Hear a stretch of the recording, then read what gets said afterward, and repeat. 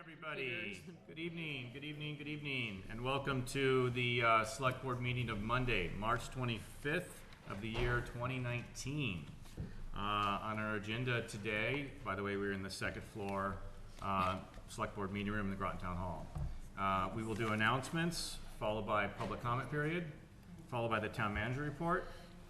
On the Select Board agenda schedule, we also have ratifying the Town Manager's appointment of Christopher Cotter as a Communications Officer of the Town of Groton.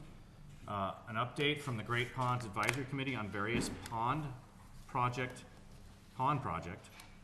Berry Ponds project. I don't know why that's in there 3 times. Okay. So I apologize. I can read, but that's okay. Yep. I'll get rid of that. Review and consider approval of the Friends of Prescott business plan. Consider adding a warrant article to the 2019 Springtown meeting warrant to provide additional funding for the maintenance and operation of the Prescott School. Consider taking positions on the various warrant articles of the 2019 Springtown meeting warrant. We will continue our FY 2020 budget discussions. Specifically, we will probably tackle the idea of discussing the issue of an override of Proposition 2.5. 7:15, we have a continuation from last week of our public hearing to review the various warrant articles on the 2019 Springtown meeting warrants. I believe the ones that are left are those related to the CPC. Yeah, and they'll be on the agenda for next week, but you also have to make a final determination on the Prescott article. So we'll do those two things. Under other business, we will have an update from Mr. Geiger on the reusable bag initiative, and then we will continue the process of the Town Manager's annual review. We have our ongoing issues list where we'll receive updates if there are any, followed by Select Board liaison reports, followed by discussion and or approval of the regularly scheduled meeting minutes of March 18th, 2019. That was last week. And then we will adjourn. Under the category of announcements, is there anything from the any members of the board? Becky. Yes. First of all, I'd like to announce that we have 3 new Eagle Scouts in Groton. I attended the ceremony yesterday for William Arthur, Cole Pisani, and Matthew Wong. And we always provide a proclamation to our new Eagle Scouts. So, in fact, yesterday was William Arthur Day. Today is Cole Pisani Day. And tomorrow will be Matthew Wong Day.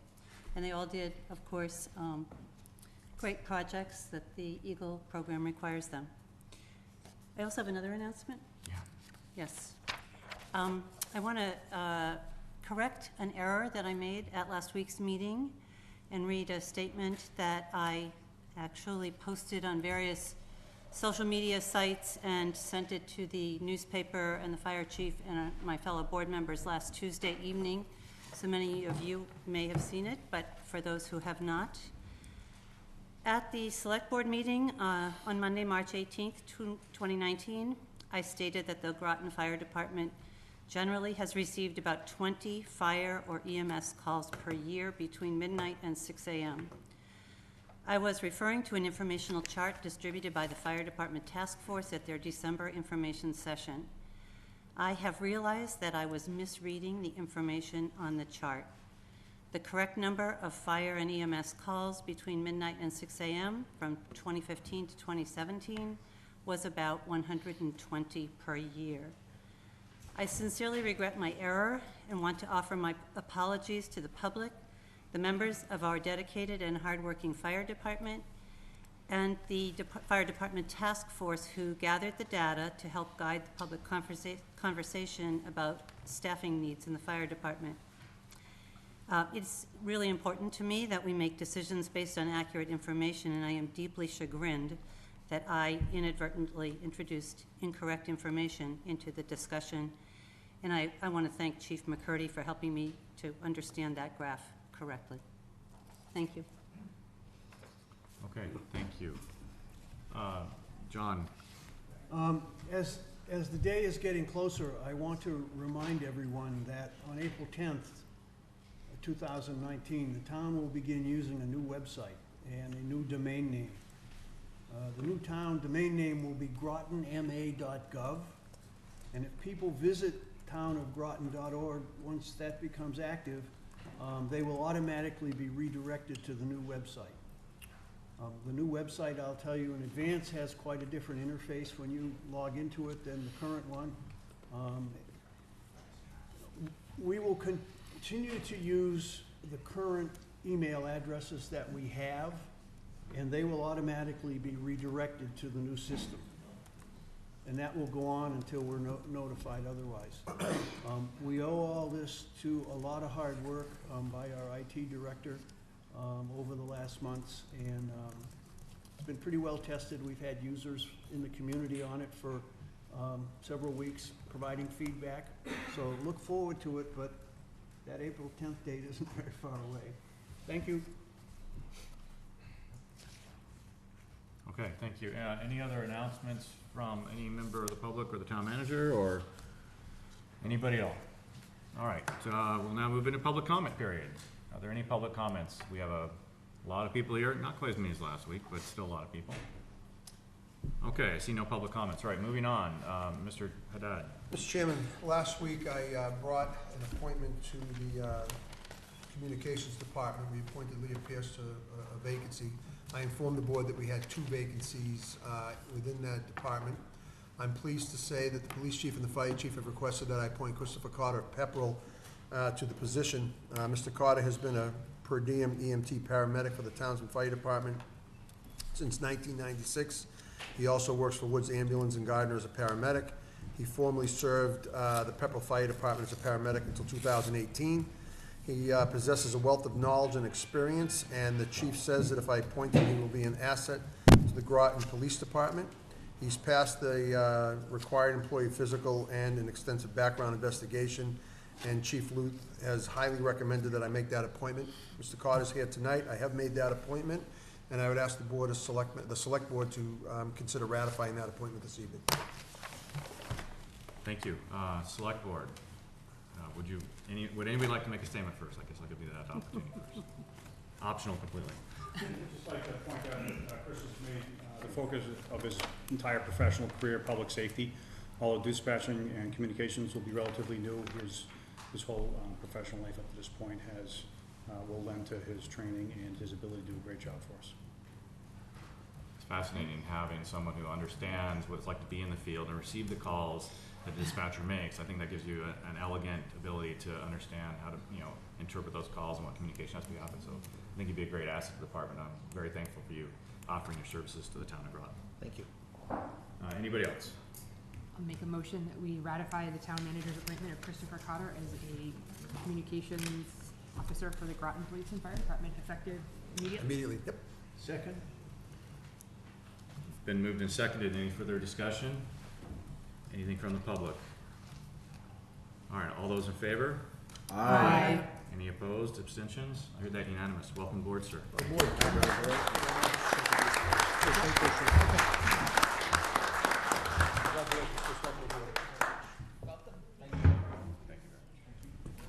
Thanks, Chief. Thank you. Good luck to you, sir. Welcome. That's okay. It's all right, I can go home now. Josh Deegan has just been I dispatched. can go home.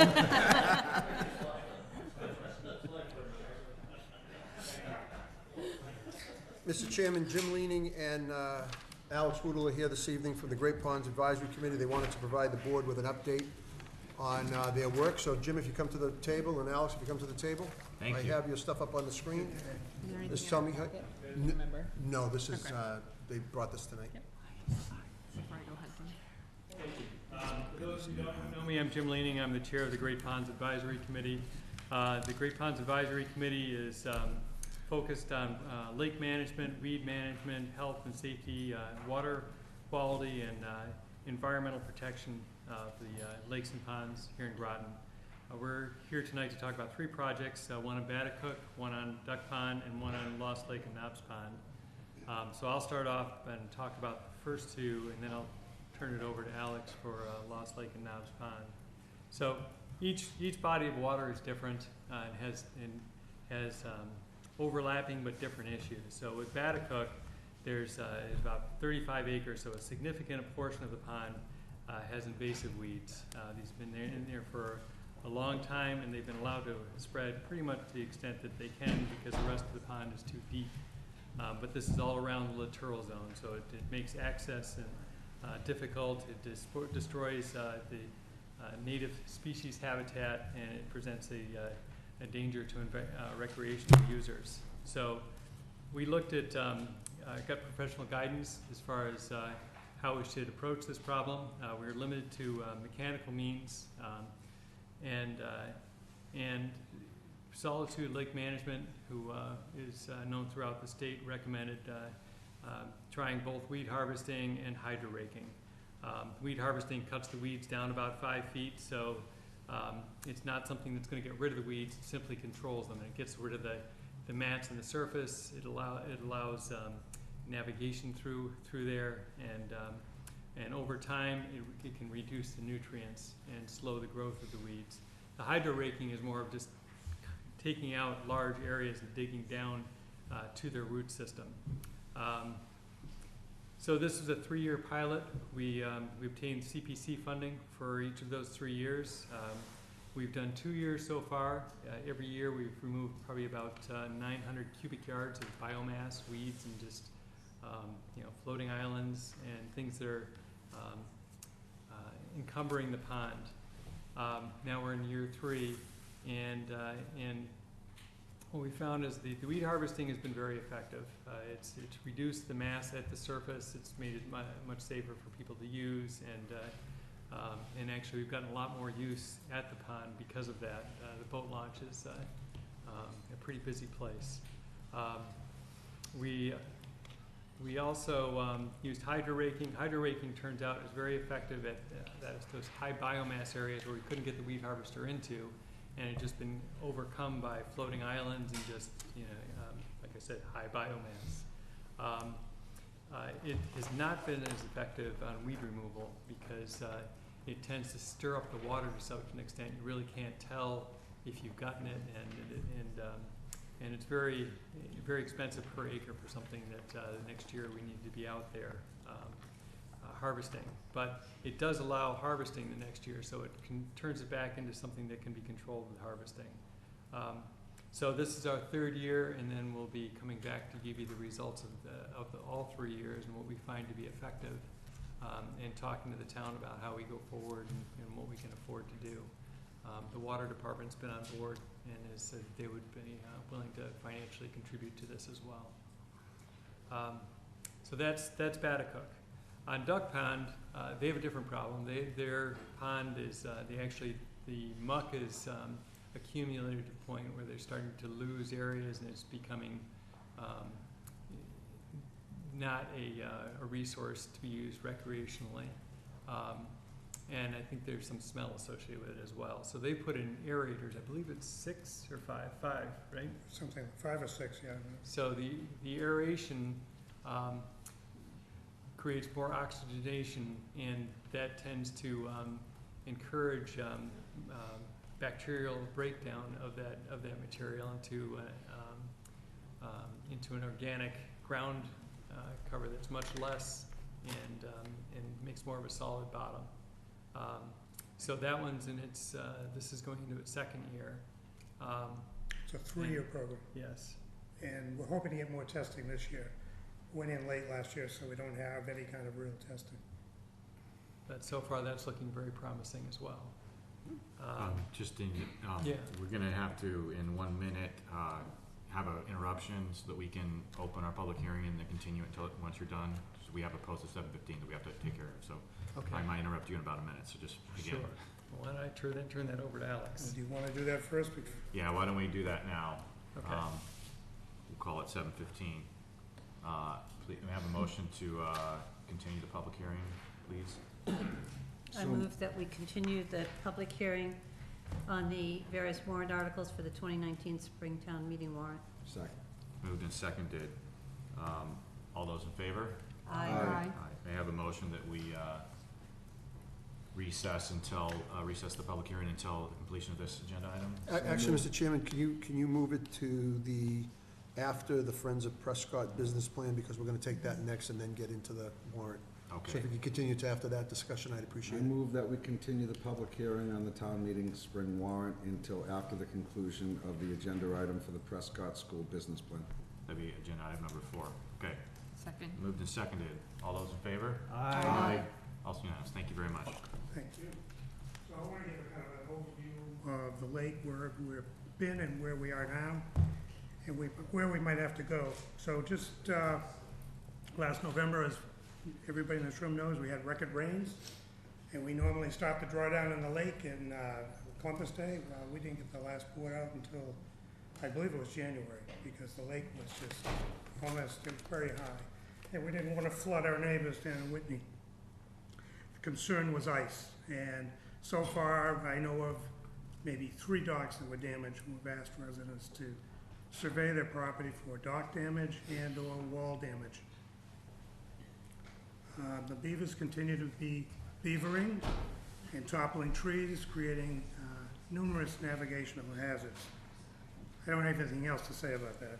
So, we put in portable toilets at both state boat launches at Bannacook and at Lost Lake. We passed an article 2 years ago, I think, at town meeting to fund that through the boat excise tax. It probably made a lot of enemies in this room, but it seems to be working. So Sorta. far, And I want to there's thank. only one enemy you have in this room. He's sitting Yeah, over there. well, I've already apologized to Jonathan. Thank you, Jonathan, for all his work and handling what he had to handle. But beyond that, so having a portable toilet at Lost Lake boat launch is one thing, but we've had other issues. We had, I think this was the second time, we had a boat scuttled one evening on a weekend, a large fiberglass boat. And I want to thank the police and firemen. Have they gone? Well, I'll thank them publicly for coming down, having a truck and hauling that sucker out of there. And great detective work, because they found the scofflaw, and I believe they're working to solidify the evidence against that person. And so that's great, but we do have problems with fishing tourneys. They're overrunning the place, they're illegally parking, they're trespassing. So the chief was fully debriefed this week by my wife, who takes quite an interest in that particular area. So he knows the issues, and hopefully we're gonna be working further down the road with the state to ameliorate some of those problems. So now let me get to the important area, and that's weed infestation. We've been doing spot treatment since 2013. 2013 was a whole lake treatment because our lake was totally infested, mostly with fanwort, but also with 2 types of milfoil. It was highly successful. Here we are in 2019, ice is just about out. Of course, the lake looks great now, but through 2018, we've had very good lake with the spot treatments, taking care of curly leaf pondweed, which took advantage of the added space we created when we took care of one of the other weeds. So we've continued the spot treatments, and we've been able to finance that. Last fall, Solitude, which is also our consultant, gave us the bad news that fanwort, or kabamba, a really bad weed, is beginning to make a resurgence. We knew this would happen. Usually they get 2, maybe 3 years. We've had 5, so we've been lucky that way. And they're recommending a whole lake treatment again. We're not doing it this year. Well, we don't have the funds. It's 80 to 100K. I'm just throwing that out, what it is. So, we're able to raise about $20,000 a year through the GLA. Obviously not enough, so one idea is to save up, not do any treatments until we have enough money to do the whole lake treatment.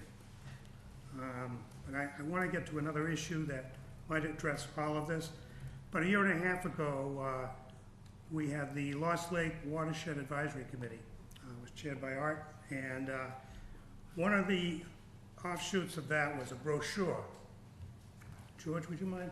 No. Passing out, this is a copy of a brochure and a letter that I've written that'll be inserted and sent to every watershed resident in the community. Now, what is a watershed? It's an area where if the water falls in your lawn, it's eventually gonna work its way down. Who's ever worked on the system? Mark, you work on the computer? So first of all, let me just show you on this broad map. We gotta do it for the board to see. I have to do it up here? Sorry, I didn't think you guys were as important as the audience. Thank you. We're not. How come it was working a minute ago? It's working. Well, I don't see it. I see it. It's dancing around the water there. Really? Yeah. Yeah. Go home, we'll have to change your diaper. Could always stand up and I honestly don't see it, so I'll just stand up. Okay, all right. We're gonna use the finger pointer. Wait a minute, now, do I need an eye? Is it? You- So the two major inlets to Lost Lake are this brook, which on current topo maps is called the unnamed brook. It kind of parallels Neat Nutting Road, wherever the hell that is, isn't here. And in old maps, it's called Indian Hills Brook, which is a more apt name because it comes out of the Indian Hills. That's a minor stream, and then we have a major stream, Martin's Pond Brook, which comes in through this bay here and goes out. You did Did that, I that's do all right. that? Hey. You gotta be careful not to There you hit the go. screen. If you touch the screen, it'll advance. I won't touch, boy. High tech. At any rate, so that's the major stream that comes into the lake. This blue stream here, I think, is intermittent. It's on the Baptist camp property. I don't think I've ever seen water flowing in there. So, mark the next slide, please. So, one of the things I asked GPAC to do was to fund a new layer for Groton GIS, and that would be the boundary for the watershed for Lost Lake and Knott's Pond.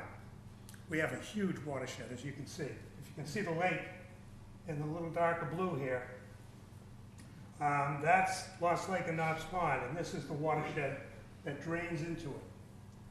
And the reason we did this layer is so we could create an address file. We queried the database and got an address file and found out we had about 800 residents. And so I now have that all ready to go. 800 houses or 800 residents? Excuse me? 800 houses or 800 residents? Residences. There we go. Yeah, houses, yeah. Sorry. So we're gonna send that brochure out. The brochure, the intention was to educate the public about how they can better husband their land and try to prevent the nutrients. Because the study we did for ESS basically confirmed, which we did 30 years ago, that the major portion of the phosphorus, which is the major fertilizer and nutrient for the weeds, is coming from the two inlets to the lake, Martin's Pond Brook and the unnamed brook. 67%, 2/3 of it. About 16% from wildfowl, some from atmospheric phosphorus, and the rest would be from around the lake. So we wanted to educate the wider community, and that's what this brochure will do.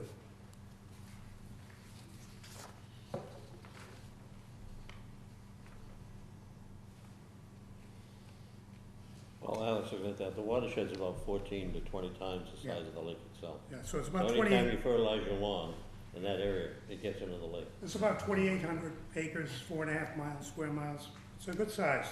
But 800 residents, so we have, how many in town? 3,000 homes?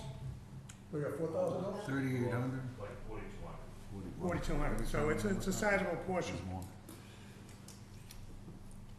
Anyway, I want to thank GPAC for funding some of this layer and able to get these brochures out and everything else. It's one of the functions we had for the monies we have.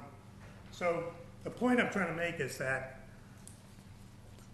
this is a useful tool for educating our citizenry, but we're also, Lost Lake and Knott's Pond is the largest water resource in town. It's got Sargent Beach. It's seen a renaissance since we cleaned it up in 2013. Where do we go forward from here in terms of being able to keep it that way?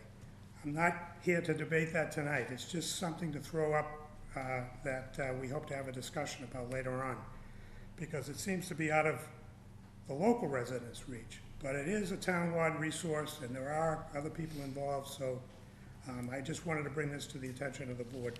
So that's, I think I covered everything. Hopefully I didn't Okay. take too much time. Glad to answer any questions.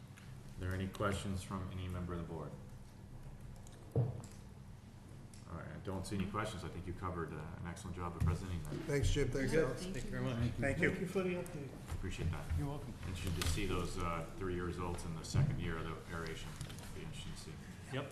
Look forward to that. Will you text Sammy and ask Bruce to come up? Okay. We're gonna text Bruce to have him come up.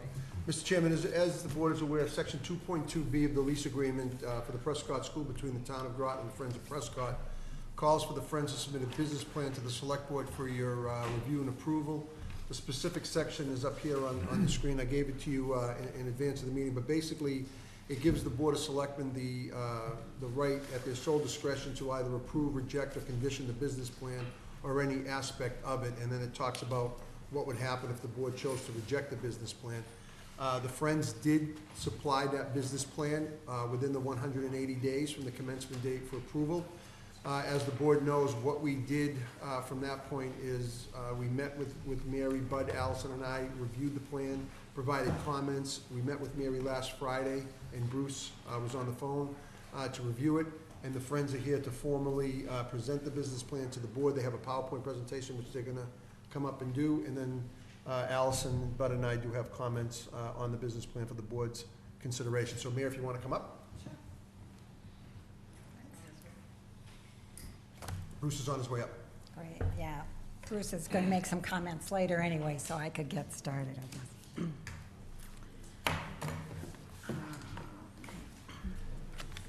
The floor is yours, Mary. Pardon? The floor is yours. Oh, thank you, thank you.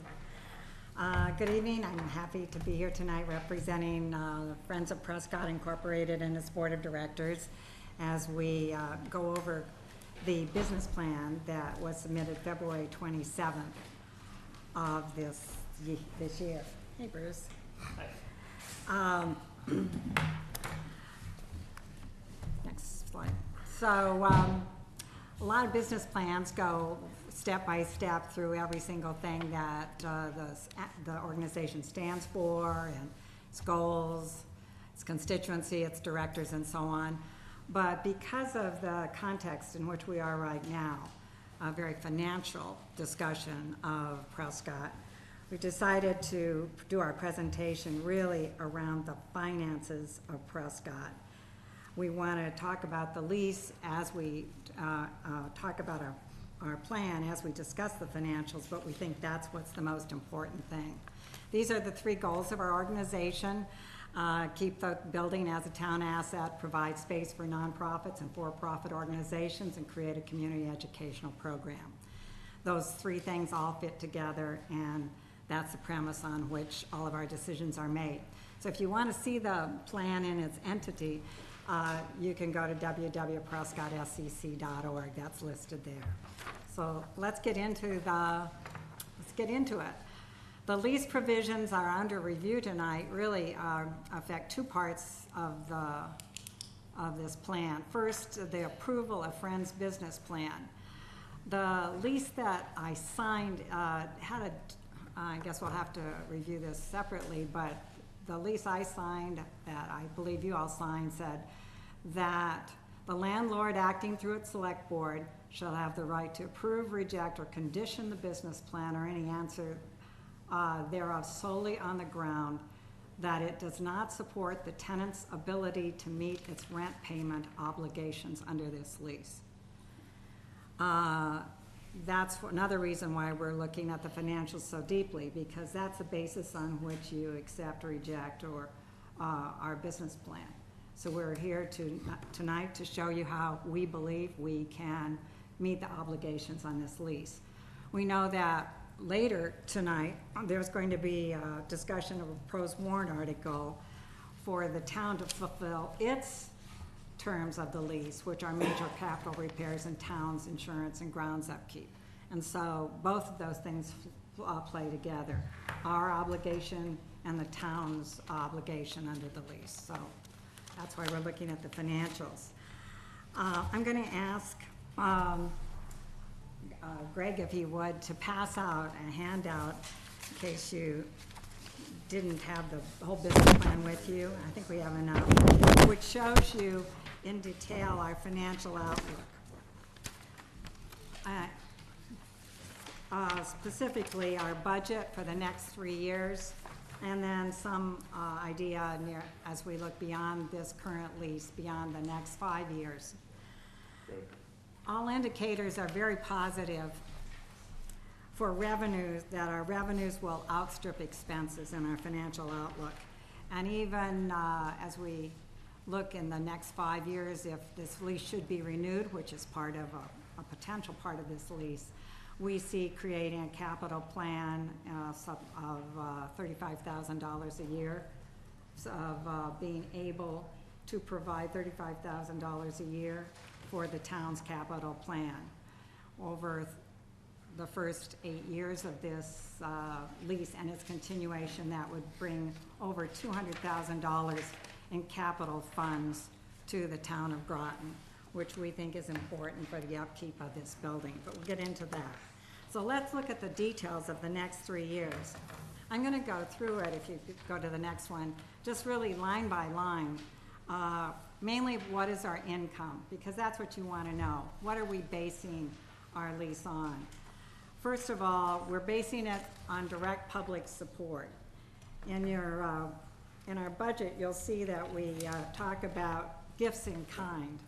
We put 0 there because we never know what's gonna come across the transom in the way of gifts in kind. But gifts in kind, as you know, means furniture, things that you can't put a price on, things that are given to you. We have been given furniture, we've been given equipment, but I think the thing that we want to emphasize that we've been most fortunate to receive are the gift of volunteerism. And this is something that a 501c3 can really earn and appreciates more than perhaps even a private business if they were in that building. We have volunteers, as evidenced in some of these pictures, of teachers who offer classes for no fee so that any fees can go directly into the building. Classes such as hikes, classes such as art, classes such as pickleball. Those teachers are part of our volunteer crew. We have also volunteers who, as late as 2 Saturdays ago, came in to paint the building and help maintain it. Their sweat equity in our building is hard to put a price on, but we know that with their labor, we are slowly improving that building this year, as we did begin improving it last year. We had a painting party 2 weeks ago where over 25 people showed up on a Saturday to paint 2 of the rooms that we're looking to rent. And we also have the volunteerism as seen in our fall open house, where people came in, Ursula Fleury, Pat Hartvickson donating time and some of their belongings and selling them for Prescott. So this, of course, direct public support, though is 0 in the budget, is a very strong part of our plan. We also have direct public support from individual contributions. Last year, these people are listed down here as founding members, and many of them are in this room, or some of them are in this room tonight. We can't thank enough for providing $41,000 in direct public support, in donations, in trust and faith that we can make this work. These donations, along with the profits we made while we were under the lease with the Groton Dunstable School District, means that we have started this year with $58,000 in retained earnings. That money giving us the much-needed cushion we need, as any startup does when it begins work. Okay, the next one. The next thing you'll see on the budget are direct public support in the form of business sponsorships, individual and business. And I'm pleased to announce that we are now in the process of marketing our Welcome Center and soliciting business sponsorships for that. As you come into the main lobby of the Prescott School, there's a glass window, and we have a little sign up there that says, "This is the home of the new Groton Welcome Center." That's where we hope that businesses will sponsor through the levels that we indicate here. Sponsor having their name put on a map of Groton. This map here is not of Groton, it's from Concord, Mass, and we copied their idea from the Concord Business Center in Concord, Massachusetts.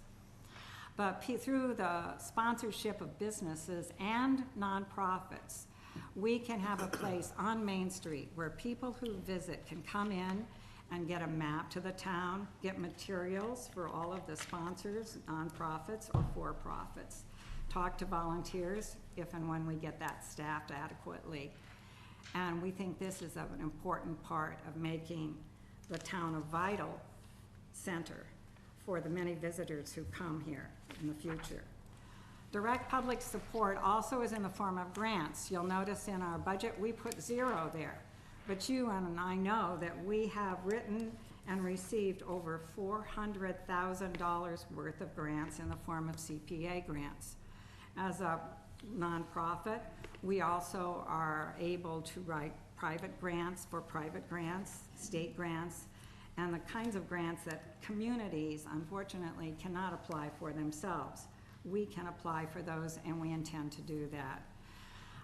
This is a picture of the fine work done by the town of Groton with the CPA funds, as was built fire escapes to the back of the building, and there also is a handicap ramp to the ground floor of the building. There are also new fire doors that were installed just last week to the gymnasium, and the internal stairwells throughout the building have been improved through the grants that Friends of Prescott has written and you jointly have sponsored. So we're very happy and we'll continue with that. Direct public support in form of grants is an important part of any capital plan that you, the town, or we, Friends, will have as we move forward. By the way, Michelle Collette announced at last meetings, and we at your last meeting, and we'll be meeting with her tomorrow, about the possibility of ADA grants being applied for with Prescott. She's coming to talk to us about how that might happen. And as you know, in our business plan, we hope to get a grant from the CPA for a feasibility study so we completely understand what are the capital needs of this building. That has never really been completely assessed. Another form of direct public support, and I'll put in a plug here and hope you all have been invited or you know about this, we're just getting the word out, is through special event fundraising. Last year we had hoped to have a fundraiser to launch us into this year, but at that time the gym was not coded for something we could do as a fundraiser. This year we're going to be having this fundraiser in our gym. And we're so grateful to, again, local businesses, the Country Butcher and Dolce Lamar are providing to us free of charge all the food, fine Italian dinner, and great desserts from Dolce Lamar, for this, John Niemöller and his band J.D. West will be performing, and we have the stand-up comedian from The Sopranos. This is the 10th anniversary of The Sopranos. I don't know if you knew that. And so we're gonna go Italian for our first fundraiser and hope you'll come. The $60 for this event per person we think is worth the dinner, the comedy, and the fine desserts, plus the music. And there's a cash bar that you approved recently. Okay, so then the revenue, now we get into revenue for programming, and that you see here, and this is what we started experimenting with last year, and I'm pleased to say that so far programming at Prescott through our Prescott School Community Center is going extremely well. This year we have processed 512 registrations. That doesn't necessarily mean 512 different people. Some of those are duplicate registrations. But that's how the interest that we have seen. In the fall, 230, the winter, 147, and the spring, which goes over 3 months, so far 135 people have registered. This means this is equivalent over our 2 catalogs and a flyer of 141 course offerings. We can't be more proud of this program.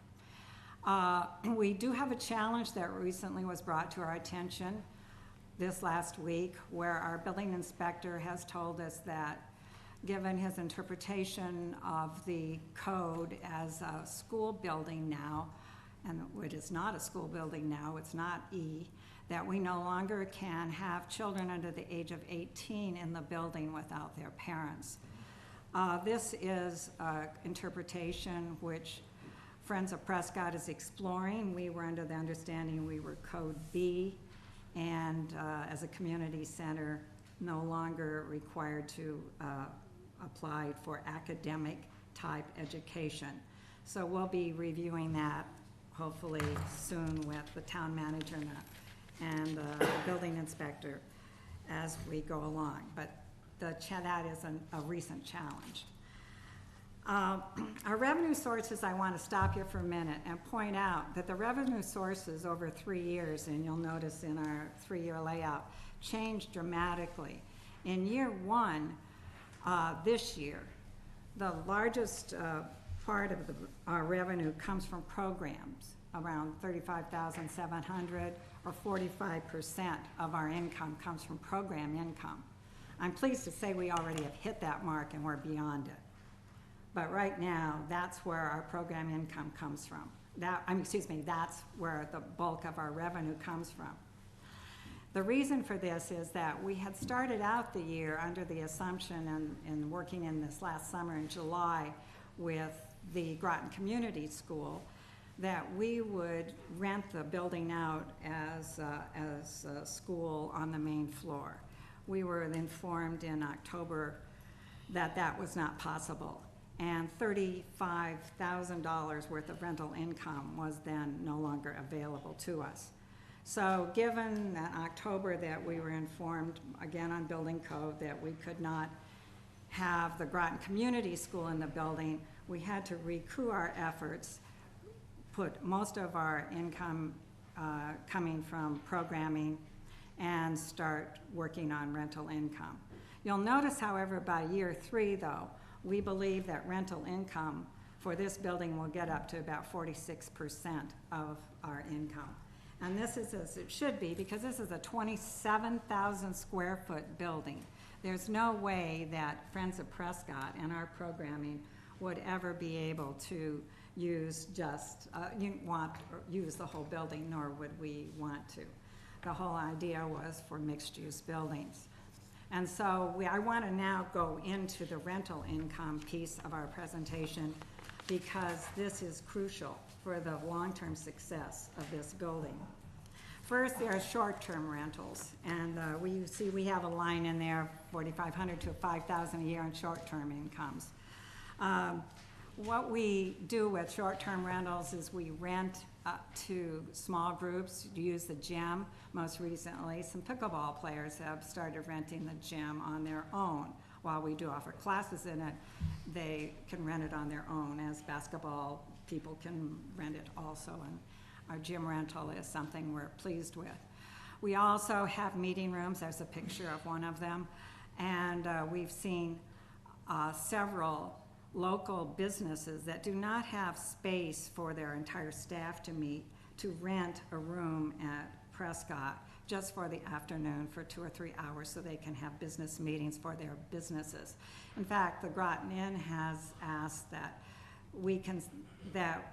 they be considered for overflow space, that we be considered by them for overflow space, because they do sometimes have conferences at the Groton Inn, and they do like the look of our rooms. So that's one of our rooms that we rent out to businesses. We also, on short-term rentals, started the initiative, once again, the recent decision by the building inspector that we can't have children in the building may stop this, but we did want to, as Rodenbush Center does, have birthday parties for our gym and other rooms. That's a real staple for the Rodenbush. They were telling us when we talked to them 2 years ago that they were having 2 to 4 birthday parties a weekend at the Rodenbush Center.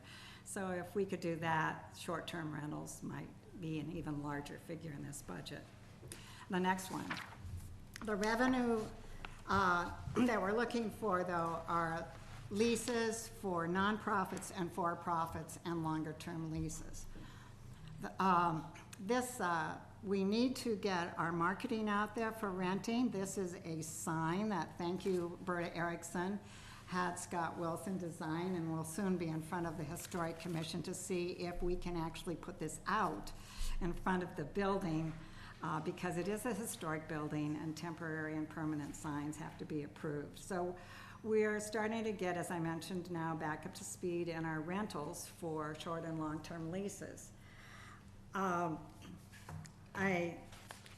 The rental rate for Groton right now, as I was told by our consultant last year, and I double-checked with him just a couple days ago after talking with Allison and the negotiating team about this, on what is the Groton commercial lease rate right now? Is this realistic? The Groton commercial lease rate is $18 to $20 per square foot, often does not include heat, light, and electricity. That is according to Jeff Gordon of Exit Realty, is a commercial real estate agent in our town. The Prescott rates right now are an average of 15.60 cents per square foot as is. Some of our rooms are quite attractive, some not so much. And so we have every single room pegged for a different rental rate. And when I meet with people, because I'm now the rental person as is, I talk to them about the different rates for the different rooms. Our rates are not only $15.60, but they include heat, light, electricity, and Wi-Fi. They include custodial care, which is important in a mixed-use building. You want to make sure that's all clean, parking, and grounds maintenance. So those are included, and those are not necessarily any of those things included in the Groton commercial leases. So going to the next picture, this is how we project the occupancy rate and the rental rates. I want to say that even though we started out slow in rentals because of the disappointment about the Groton Community School, we have currently 4 leases.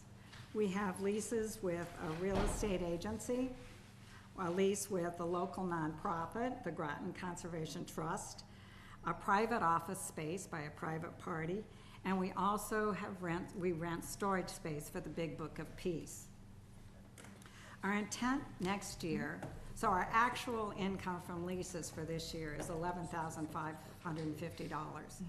In year 2, we project that minimally, and I think this would go far beyond this, that we will be able to rent 33% of the rentable space. This is in ground floor and the first floor.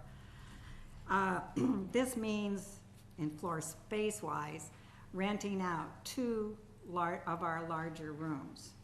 We already are under discussion with the Big Book of Peace to rent one of our larger rooms, room 108, so that they can have a permanent display there.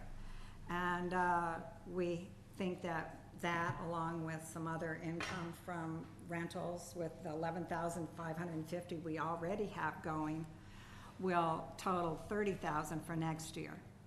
In year 3, we would like to make the 3rd floor accessible.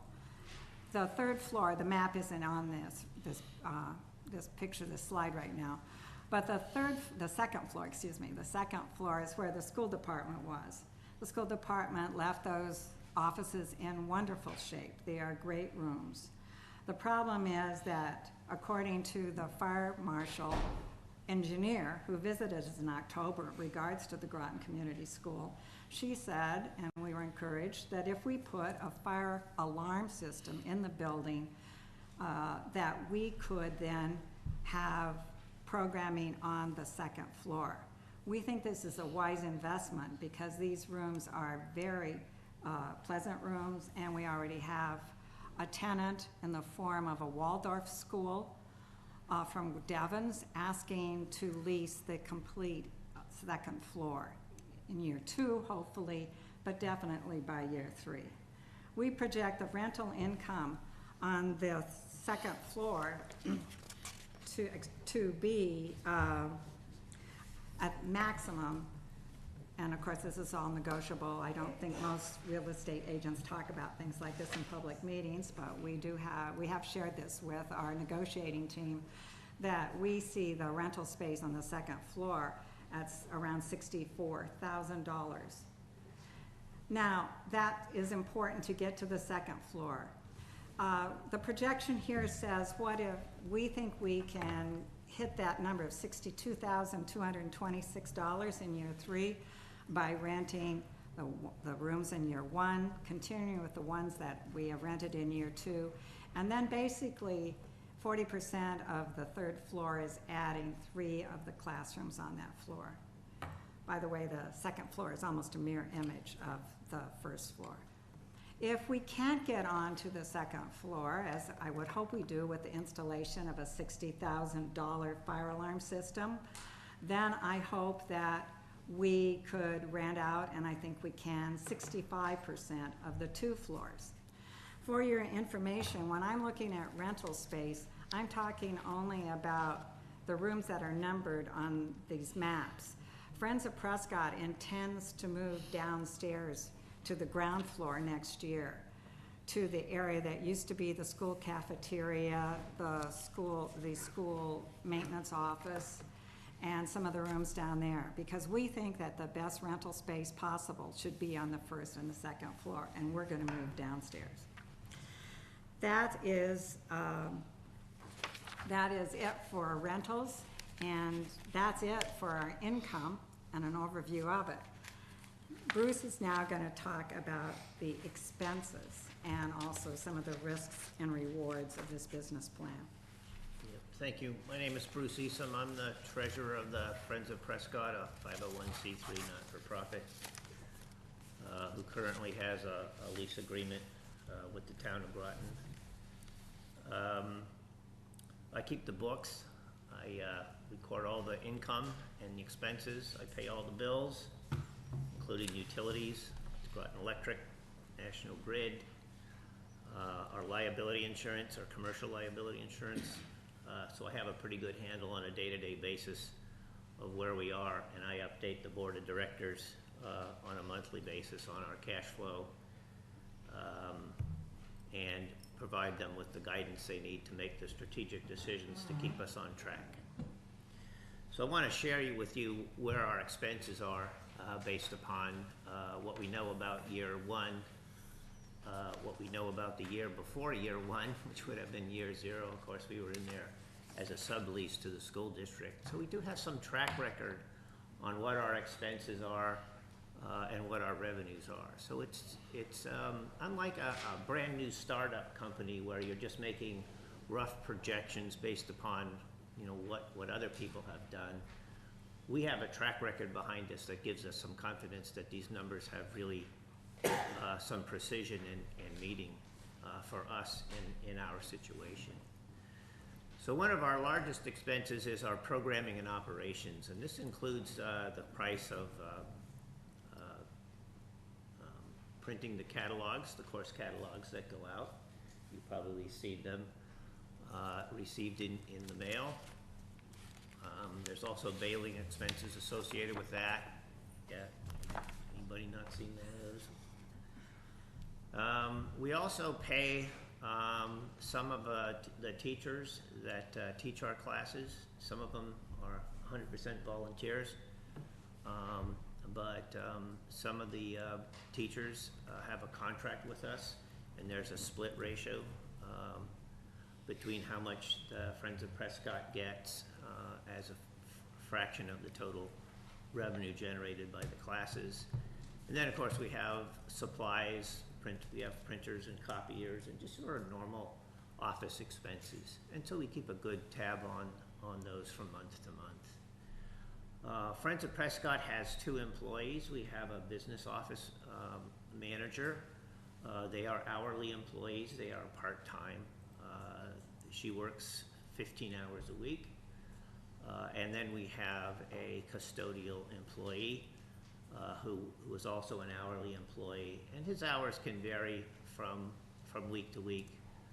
And he's basically an on-call person who locks up the building and just generally keeps things straight in the building. Friends of Prescott has been paying the utility bills for Friends of Prescott since we took over the lease. That includes the Groton Electric. We pay the water and sewer bill, and of course the largest bill that we pay as far as utilities is to National Grid. That's our heating bill. In the summer months, that's almost 0, and of course in the winter time that can be up to somewhere around $2,000, maybe $2,500 a month. We have installed a smart thermostat in the building so that the heat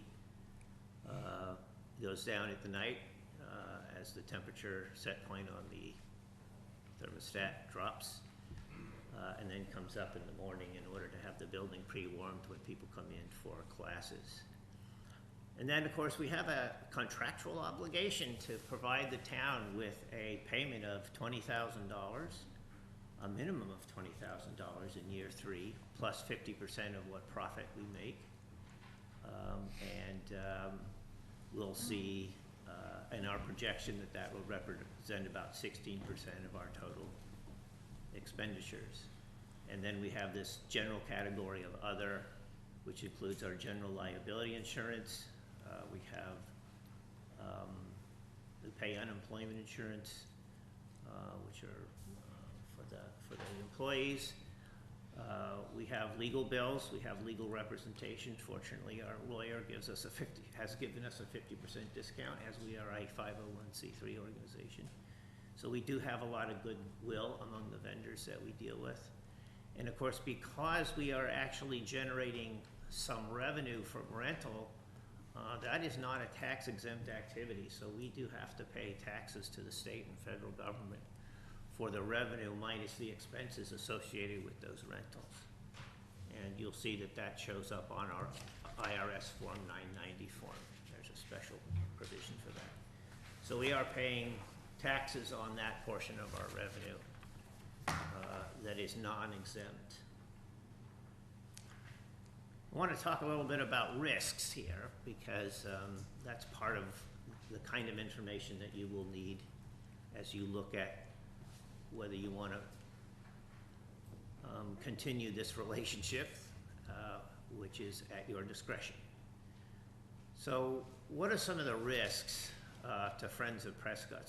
Certainly our biggest risk is that we would not hit our financial targets. And as you saw in a previous slide, the town has the right to terminate the lease agreement if we do not hit our target financials. So that is our biggest risk. And it is out there, and we look at it every day because that is the thing that's going to make us a success or a failure. And so that's what we keep our eye on. That is what we track. One of the things that mitigates that risk is the fact that we have approximately $58,000 in retained earnings, which is in cash in the bank. And that provides some cushion so that if we have some unforeseen expenses or events, that we can still meet the requirement to pay the town the $20,000 required in year 3. So we think that this is about 3 times year 3 payment to the town. That's a pretty good cushion, at least in the kind of businesses that I'm used to seeing.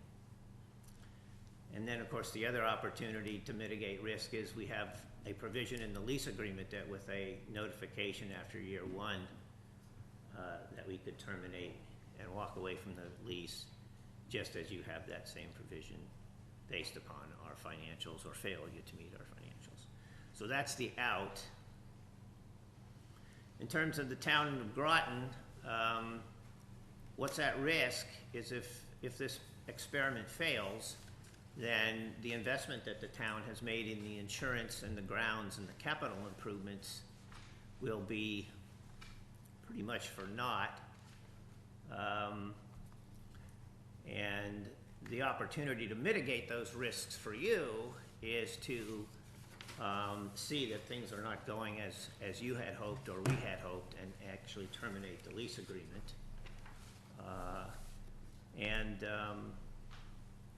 You also have the opportunity to yearly certify Friends of Prescott's income. So you'll know what our financials are looking like in real time, and we'll share that information with you whenever you want to see it. That's, as far as we're concerned, that's in the public domain. It all gets reported on the Form 990 form anyway, so that is a public document. Unlike a private corporation, those tax returns are generally not public unless they are subpoenaed of course, the other thing that mitigates your risk is the expectation that you will receive payment of $20,000 in year 3 from Friends of Prescott. So let's talk about upsides and downsides here. Let's stay on that previous. sorry. No, that's all right. It looks like you were segueing, I apologize. So, if Friends of Prescott fails, we Friends of Prescott will basically be out of business. And we will be very sad, but basically walk away and look for other opportunities to work to help the town. And what will happen to the building is it will go back to the custody and control solely of the Board of Selectmen. They will pick up the costs associated with carrying that until they find another purpose for it or sell it. So there's sort of the downside. And of course the upside for both of us I think is quite good. We can actually offer some interesting programs for the town to provide recreational activities that we see that people want. And we also allow you to pay to keep that building up. And if you should ever in the future need some additional municipal building space, you will have access to it. If the building is actually sold to a commercial development and there turns out to be some day in the future where you would like to have this building back again, I would urge you to very carefully think about what that might cost you. So keeping this building in your inventory has certain advantages for the future town of Groton. So that's what I'd like you to think about in terms of upside risk and then downside risk. Next slide. Going the wrong way, No, sorry. other direction.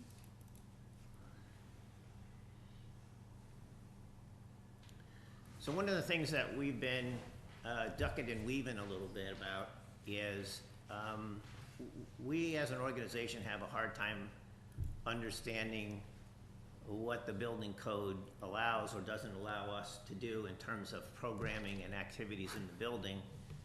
And so we keep changing what we can do based upon the information we receive about what is allowed and what isn't allowed. Now, of course, what is allowed and what isn't allowed has changed over the time because we have been making improvements to the building, like putting in fire doors and closing the stairwells. And so that's kind of a moving target. And so we need to stay on top of that and stay coordinated with the town to make sure that we're doing what is required by the code and what is expected by the town. We do see some future capital needs for the building. We think we can help in that regard. We have created a building fund for Prescott, and we are expecting that $20,000 and more in out years will go into that building fund and be used to improve the building. And of course, the other advantage of keeping the building as a municipal building is we have a municipal parking lot at Prescott School, which serves the needs of the surrounding businesses, including the Groton Inn for overflow parking and other businesses in town that have events that need them. So in terms of long-term capital, we see on the future a potential opportunity to get an ADA grant, which might be able to put us an elevator in the building to get us from the middle floor to the top floor, which could create certain opportunities to use that space that don't exist today. And then one of the things we want to do is we want to put together a feasibility study to take a look at what it would take to do a major renovation of this building when the note for Surrenden Farm finally gets paid off, which is, I think, about 2 years out now. Next slide. I guess I'm gonna wrap up on that. Sure. Just one other thing I wanted to emphasize from Bruce's last slide is that we, in the fall, asked for an oversight committee, a development committee, a group to work with, and we continue to think that if we had a group from Town Hall to work with, not only a very busy town manager and a wonderful buildings and grounds director, that we could anticipate some of the issues that have arisen, and we could communicate with you a bit more actively and clearly. So Friends Board at its last meeting this weekend again called for a development committee. We think that would be sound. So I'd like to sum up with the chart Friends of Prescott has presented what we believe is an achievable 3-year plan. We have gone beyond 4 years, as shown in this graph and on the handout that's been given you. We've gone beyond 4 years to show you 8 years of a budget. Proposing that we give, as I said before, to Groton $35,000 a year toward a capital fund. This, by the way, is something that is part of, or was a part previously of the Road and Bush lease, and not uncommon when private or nonprofits rent from a town. We are working to breathe life into this historic building, not only to preserve it, but to create a center in our community that equals those centers found in towns that we like to compare ourselves to: Concord, Acton, Westford, and more. Groton has never had a recreation center, an art center, or a cultural center per se. Perhaps all three of these, recreation, art, and culture, can be tied together in Prescott, along with the for-profit and non-profit businesses that will breathe life again into this old building. As Groton begins to grow and thrive as a destination community, we think that Prescott too is poised for action and growth. So that's it. Thank you. We're ready to answer any questions you might have. All right, sorry? I have a first question is amongst ourselves. Why is our, excuse me, select board agenda, we have a different 22B than what appears to be in the signed lease? Is there some discrepancy there we need to get to the bottom of? I'm gonna have to go back and look, because the copy I have was what I put up on your screen, so I gotta see if I picked up on the wrong document. Okay, I'd love if we could get that resolved while we're having these discussions, just so we know that if we're gonna take a vote, what we're taking a vote on and what the parameters are. I do have a copy of our lease here dated August 27th. I appreciate that, yeah. I noticed on the back of it, there aren't any signatures on it. No, I don't have the filed one. I've learned in this role over 10 months that if I can't get the copy with signatures on it, I don't know what I'm looking at. Yeah. Well, this So is, I don't, let's get it sorted out. Yeah, we're gonna work on that. Could I could add a piece of data? I went back to our packet from the date, August 27th, and what was in our packet that we were supposed to vote on that night includes the phrasing that is what Mary had, not the phrasing that's in our packet tonight. The signed lease that Dawn just handed me, that was signed by the Friends of Prescott and the select board, is what I put up on the screen. So, if Can we table, just give me a second, please. could we check the minutes of August 27th last year? I don't know that minutes matter when you've got a signed contract. That Well, except what appears we- to be, I see signatures by all 5 select board members, excuse me, and a signature by the president of Prescott as well as the treasurer. What's Now, the- of course, What's the date on those signatures? there's a document titled at the bottom, 689-653000, appears to be the same document across. Is there a date on the signatures, Barry? The date of the lease says August 27, 2018, but there's no date on the signature page. Well, I'll have to. Just, I just wanna make sure, we get a copy of this. Yeah, I'll go make it right now. Thank you. So What's- everybody's on the same page. It's not show right now, I just wanna make sure we clear up description. And if you guys have a signed copy that is different than that one, I'd like to see that as well, if there's a strange, errant. So, I errant hope- signed copy going around somewhere, then we gotta reconcile two signed copies and get them Yeah. fixed, so. The second question I have, relates more to the presentation. And I apologize, board, I am taking the lead, I rarely do, I hope you'll grant me this, this one time. You mentioned having a Groton Welcome Center. I'm not sure what the custom is for a town's welcome center. If any business can appropriate that and say we're the welcome center, or if there's special permission needed, or what the rules and regulations are there. I'm just curious what I mean, great to have one. We should have one. I agree. I just don't know. Is any business allowed to say, hey, we're the Groton Welcome Center? Do you have a trademark issue that might come down the road? If someone says that was a great idea, should that be officially granted somehow by a public body? What's the rules and regs on that? Do we have any idea? I don't, No? I assume it's up for grabs, whoever grabs it first. Except for an IP and trademark law, that doesn't work. Yeah, so if somebody wants to All right, trademark it, I guess. I just curious on there. And then, do you receive, when their parking lot is being used for overflow, is there any income generated from that? It's just a courtesy municipal thing? That's so far, it's been That's just a happened, courtesy. okay, right. Excuse me, if, you're only entitled to some of the parking spaces over there. That's That's correct. right. And those are the ones that I would believe you could rent, Okay.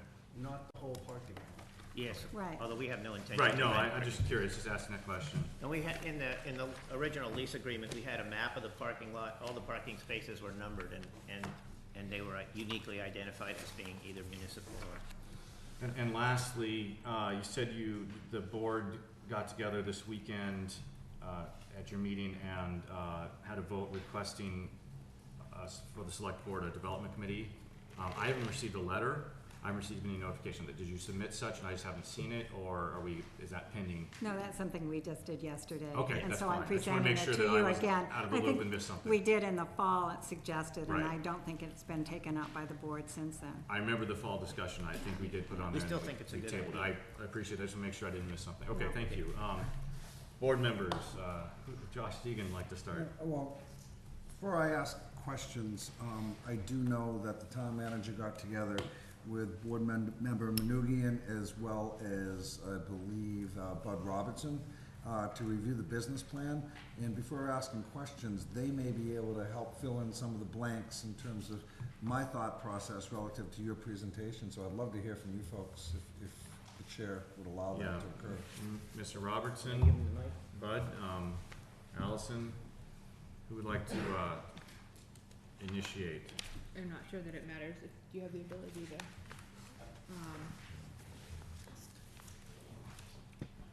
so I don't think that there's, anything unanimous among our group. I think to me as an individual, and I'm speaking as an individual having been through this process, it's clear that Friends of Prescott has had tremendous success with the coursework, and they've really identified something that our community would like to have. You can see I put together the sheet that's up on the board. And first I looked at the mission statement, which is there are 3 pieces to it, so like any 3-legged stool, all the pieces need to be there to support the entity. The first one is to keep the building as a town asset. I don't believe that this is requiring that the town retain ownership. I think there are a number of ways that this could happen. The second leg of the stool is to provide space for nonprofit and for-profit organizations. And then the third leg, which is where I have the most trouble, is to create educational programming for all ages. So currently we have some question that needs to be resolved around the availability of any of the spaces for students under grade 12. Additionally, we have a physical location that wasn't viable for the senior center, due in large part to access issues. So again, that's a segment of the population that perhaps would be struggling to partake of the educational programming. Mark, can you scroll down a little bit? So, if I may pause you, I just been Absolutely. just notified that we found perhaps the original signed copy. Yeah, Mary's section of that is correct. I And apologize. it reflects what you have, Yep. not what we had in the other non-original signed copy. Thank you. We'll get to the bottom of that somehow. We'll figure that out. So thank you. The non-original signed copy? Look, there was a signed copy that said Red Wine, and another signed copy says another thing, and apparently the legitimate version is what Mary said, so that's what we'll be operating under. And we'll read that section later today after we're done here. So thank you for letting me interrupt you on that. Can you just scroll down a little Sure. bit further? So then looking at the business plan. At the right spot? Yep, thank you. Looking at the business plan, I believe that the lease rates of that they're looking at in this plan are perhaps optimistic. I think that the expansion year after year for the first few years of, 30 to 45% growth in terms of lease space is optimistic. Currently, the second floor is not viable. It needs both fire system and fire alarms. I don't think the bids are in yet on those. April 18th. So we don't know what that funding would require and whether there's sufficient funding. Even if those were taken care of, then the second floor, still not having handicap access, needs to meet some kind of strange criteria for who could lease that space. So those are, perhaps not any one red flag, but a number of concerning items. Looking at the cost estimates, in particular, I think that the utility costs are perhaps underestimated. The electricity, I would expect, as the rental space goes up so dramatically, that cost would increase as well. To me, the biggest piece, if you look at the spreadsheet that's above the graph that they handed out, is that if you kind of neglect the donations type income, that the operating income isn't expected for the entire first 8 years to meet or exceed the total expenses. So I'm very concerned about this. I think we need to look at this very carefully. I'm struggling to see that the business plan convinces me anyway that we should continue with this lease. Bud?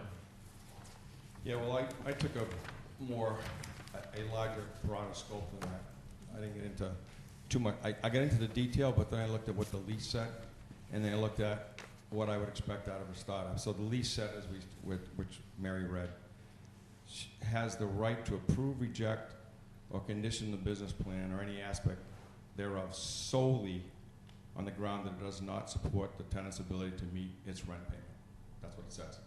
Nothing else. So the question, rent payment in year 3, there's no rent payment in year 1, there's no rent payment in year 2. So the question becomes, is there a business here, and can they pay their rent in year 3?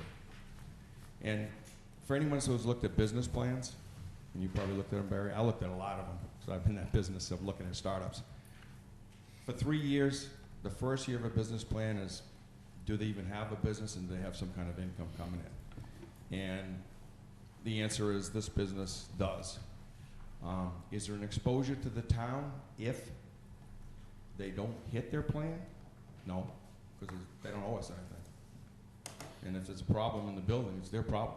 As far as someone, they don't pay the heat, the power, the light, that's their problem, not our problem. So then in year 2, what would you expect out of a business plan? You'd expect them to show some ramp and get closer to the number they're probably not going to hit. Because most business plans, as you know, on startups, they don't hit the numbers.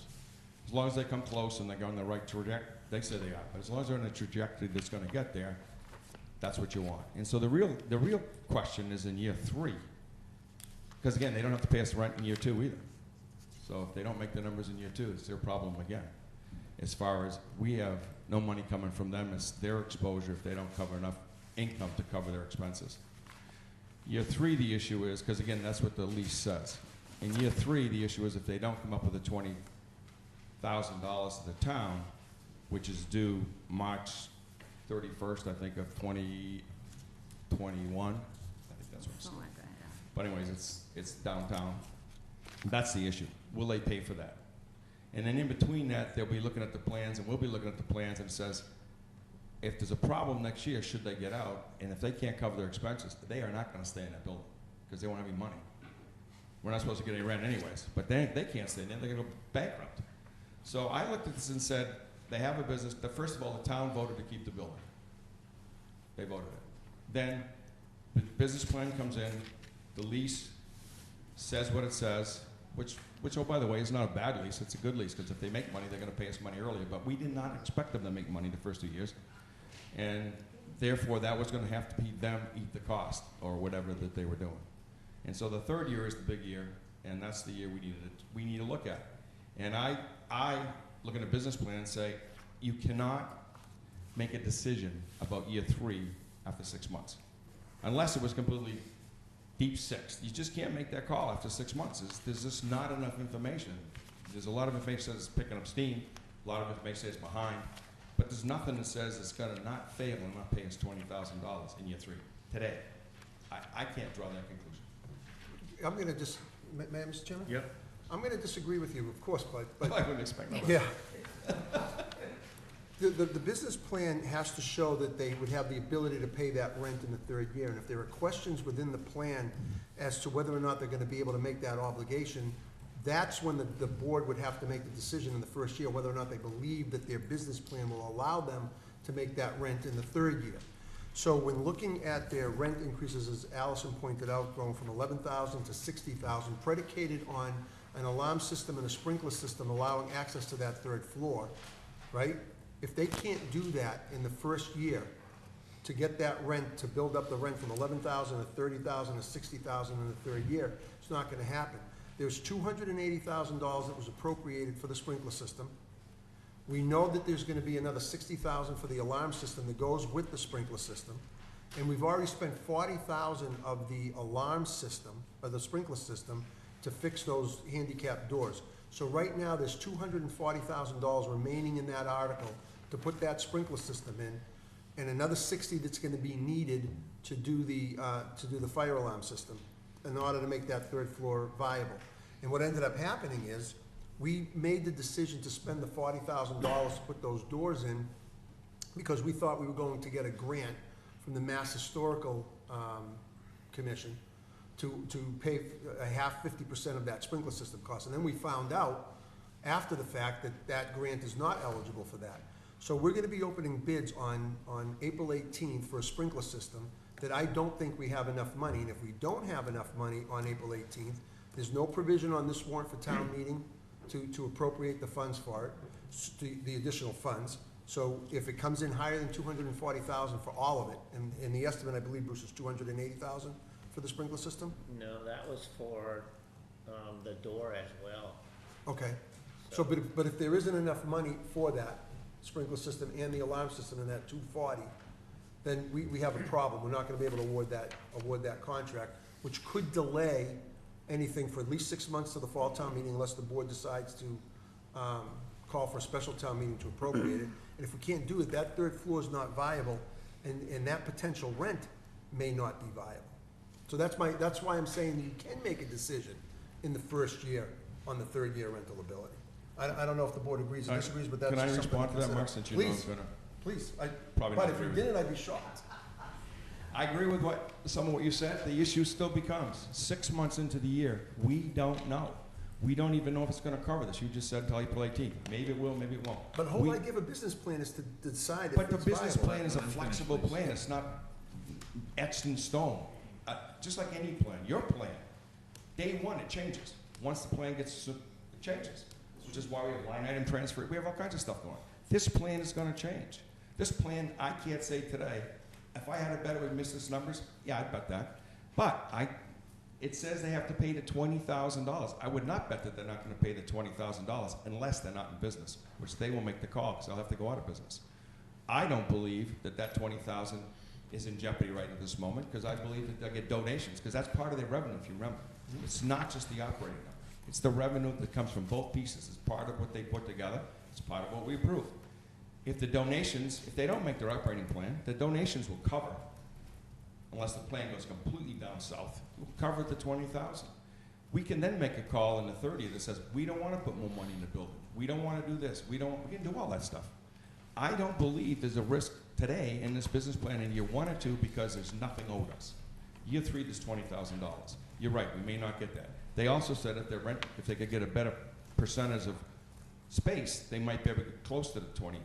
And they also have a profit that year of 19,000. So let's assume they don't have any profit, and they just sold us at 20. They have 55. What was the number? 58. 58,000. What's going to work its way down is they don't make their plan, because they're going to have to use that to keep their plan going. But I don't know what they're going to raise. I'm just saying 6 months out of 3 years is not enough time when there is a plan. And it's got a bunch of holes in it, but all startup plans have holes in it.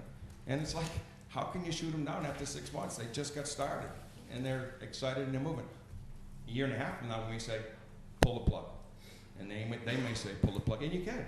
The 20,000 won't be due. They won't have broken the lease, because the lease just says $20,000. That's all this says.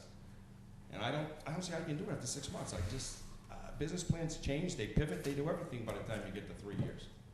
So you can pull it and say, hey, we gave you 6 months to come up with a plan, we don't like it, but that to me is not what you should do. My view is you should let town meeting decide where they want to put the $87,000 into it. That's what you should do, and then they can make the call. All the citizens can say, I don't want to put the $87,000. Now you got a problem, you don't have the money. They don't have the money, and now we got a real problem. Then I guess the plug does get pulled. But it's not because of 6 months, it's not allowing them to have a shot at it. The town can have a shot at it and just say, hey, I don't want to give you this money. And that money is not their fault that they don't have the $87,000. That's my fault. Mark's. My fault? Both of us. I'll agree with you. It's both our faults. We relied on data that was not correct. We relied on school data. We took the trends and we used them, and it was the wrong answer. That's why we got that problem. And the school didn't fix stuff up, and we are. That's another problem. We're doing things the school didn't do, like put lights in the gym, we say. They didn't do that. We're going to do it. So I think that the cost is not their issue, it's our issue, and I apologize for making such a stupid mistake, but this issue here is, can they pay the rent? That is the only issue, and I say too early. What if we open the bids on the 18th and we're way off and we can't do that? Would that make you reevaluate your thinking on whether or not they can make this rent? Their numbers say that they go down to 40%. I don't know, I mean, they said 40% of the first 2 floors. Well, they believe they can make their number. If they get the top floor, it makes the whole number if they get that grouping. Is that what you said, Mary?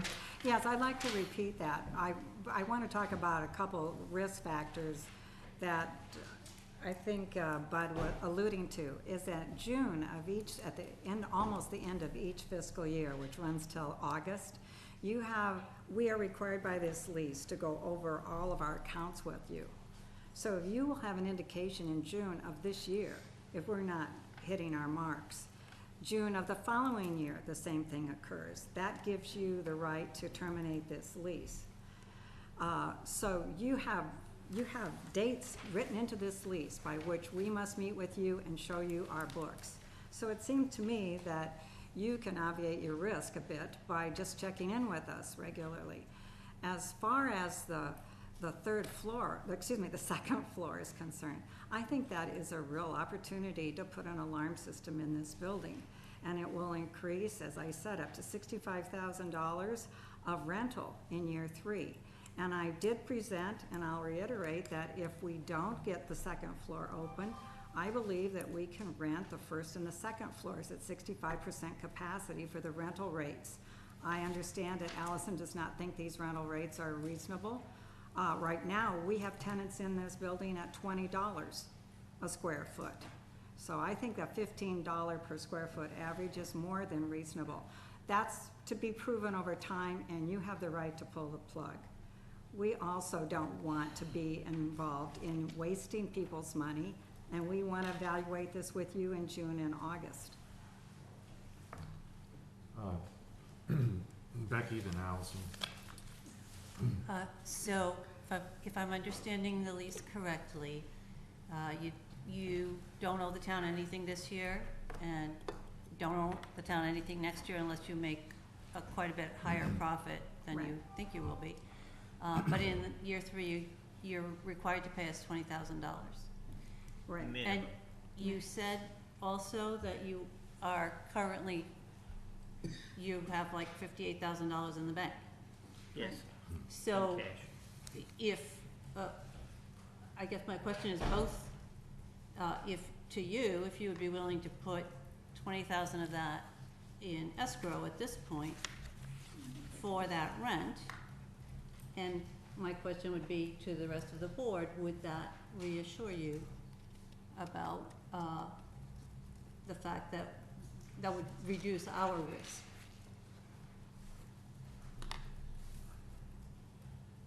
Well, Allison was next, unless board members would like to respond to. Well, wait, Member do you want Pond's to give an question. answer? I would like to respond to that. Yeah, go ahead. Speaking just for me, I think that's a great idea, and we can certainly bring it up with our board. That wouldn't be a hardship for us, as far as I can No, tell. I think that would be a great idea. Because according to the lease, even if we would leave in the middle of year 2, it says in this lease, we still owe you $20,000. So whether we make it to year 3 or not, we're gonna owe you $20,000.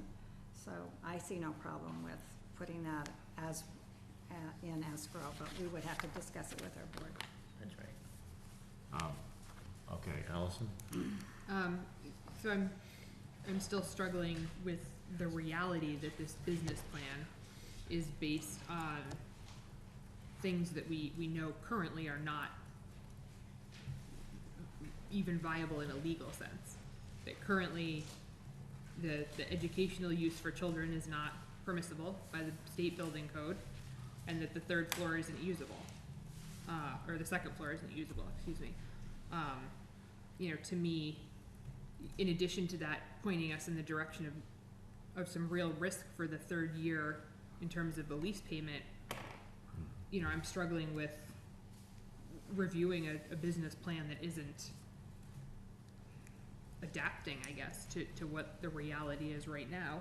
I think that, in addition to the purely financial $20,000 that's on the table for year 3, there is risk to the town in retaining this building for this 3-year period, and potentially beyond that, and that without some sort of big picture plan,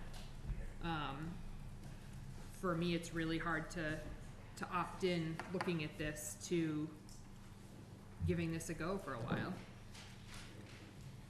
Did you? Let's give another board member opportunity to speak. John or Josh would like to chime in. All right, I'll run through a few things. First off,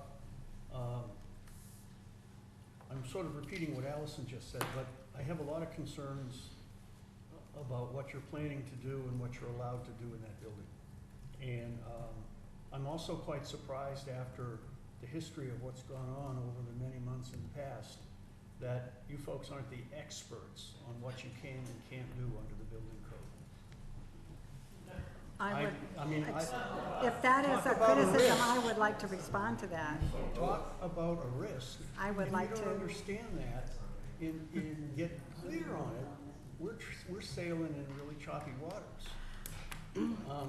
May I respond to that, The building please? inspector has issued One at a you, time, please, and can we be quiet in the... I believe I have the floor. Yes, you do. Thank you. There's a lot of chatter out there. I believe you have a letter that says you can't do it. And I don't believe you should be doing it until you find out if you can. This isn't a game where you get this and then say, oh, we'll spend 6 months trying to understand it, but we'll continue to do it. I don't buy that. I'll just let you know, I personally don't buy that. Let me go through, I'll try and just pick a few of what I think are the larger concerns I have.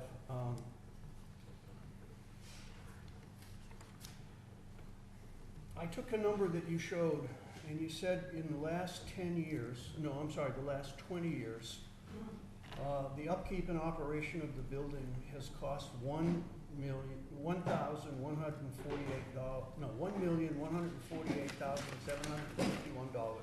It's on page 12 of your document. So, being me, I divided that by 20, and I said, gee, we've been spending $57,437 every year on the upkeep and maintenance of that building. So what makes us think that it's only cost $20 or $20,000? It's just, these are your numbers that I'm looking at. Okay, I'm just dividing by 20, and that concerns me.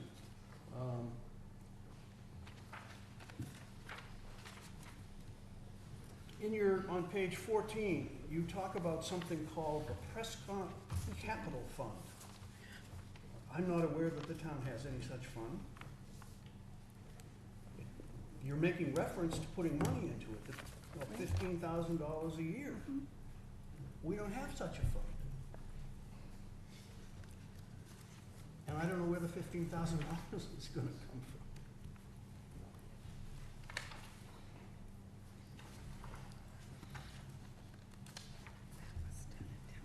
I went through it at some length, and I asked Adobe Acrobat to scan through the document here just to make sure. The term retained earnings doesn't appear in this report at all. And there isn't a statement here in this report that shows assets and liabilities. It's not, the report doesn't address that. It just addresses what we're gonna spend, and not so much about what's coming in and what we have in the bank. And to me, that's an internal or an inherent part of a business plan. You'd have that kind of information, and it's not here. Let me grab a couple of other quick things. You talked about your plan for somewheres down the road, but before the end of the third year, that you might have a Waldorf school wants to go on the third floor. Well, what I read from the building inspector tells me, one, there's a lot of risk in banking on that because it's not approved at the present time. And number two, if it's actually gonna be classrooms up there that the Waldorf school is gonna use, it's gonna have to be 100% ADA compliant, which includes an elevator to get people up and down. And that's a $500,000, $750,000 proposition on its own, from what I hear, maybe even more, to put that in. So I'm concerned that, and I agree with Bud, it's very hard on a half year's notice to be precisely accurate, but I think there's a tremendous amount of optimism in what I see here, and that concerns me. I'll give the Friends an opportunity to respond, please. Yeah, I think there's some things that John said that I feel chastised by not becoming an expert on the building code. I received a letter and passed it on to our board by email by the building inspectors, claiming that these offerings that we've been offering for over a year in here are now educational offerings to the standard of a school.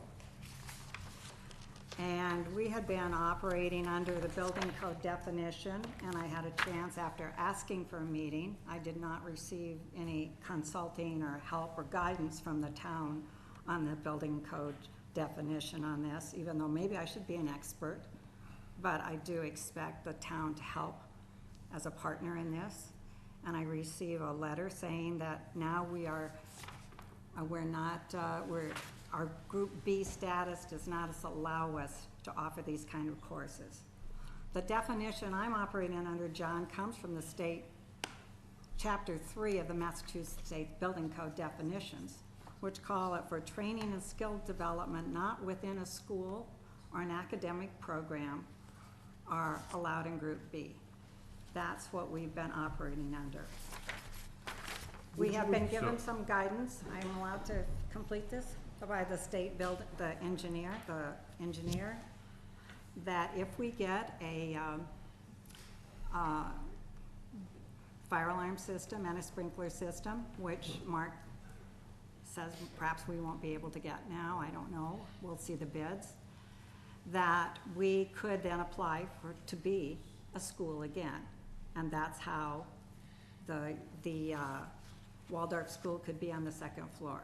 It's the same way that the Prescott school was on the second floor, and that people can be on the second floor, and I've checked this with Michelle Collette.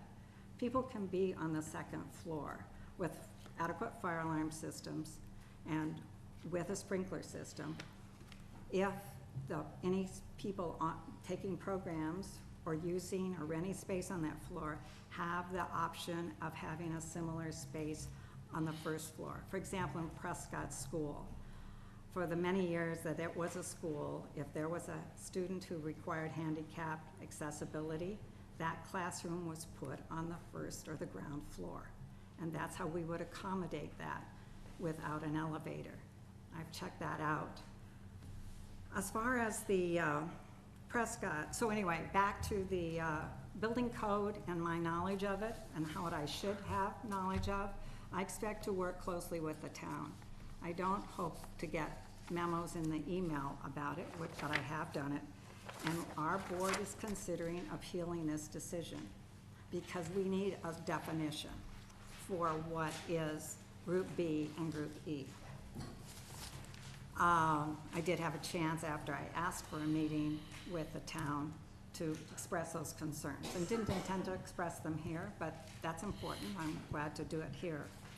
As far as the Prescott Capital Fund, I believe that was introduced at town meeting last fall.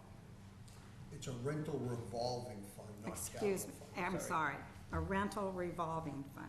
What it does is the $20,000 that you pay us in rent would go into that revolving fund, and it would allow us to pay our business building expenses. Right, out of that that's, fund. I'm sorry, I had the term wrong, a rental revolving Well, fund. to And we- understand, please, they're very big differences. Thank you. Yeah, I mean, they really are. Yes, they- One of them is essentially creating a fund that would be a reserve that could be used over time, and it sort of was described that way. And so I look at it and take it for what I interpret it to I be. see the purpose of a rental revolving fund and the Prescott Capital Fund as the same. The title, you're right, I had incorrect. Just, The idea of putting money aside. if I may, this is a very emotional subject for a lot of people. Yeah, And I just caution everybody to take a deep breath and let's move Yeah. forward in a professional and respectful manner, and everybody will get through this, and we'll make Okay. it happen. and then finally, I won't talk about the retained earnings right now.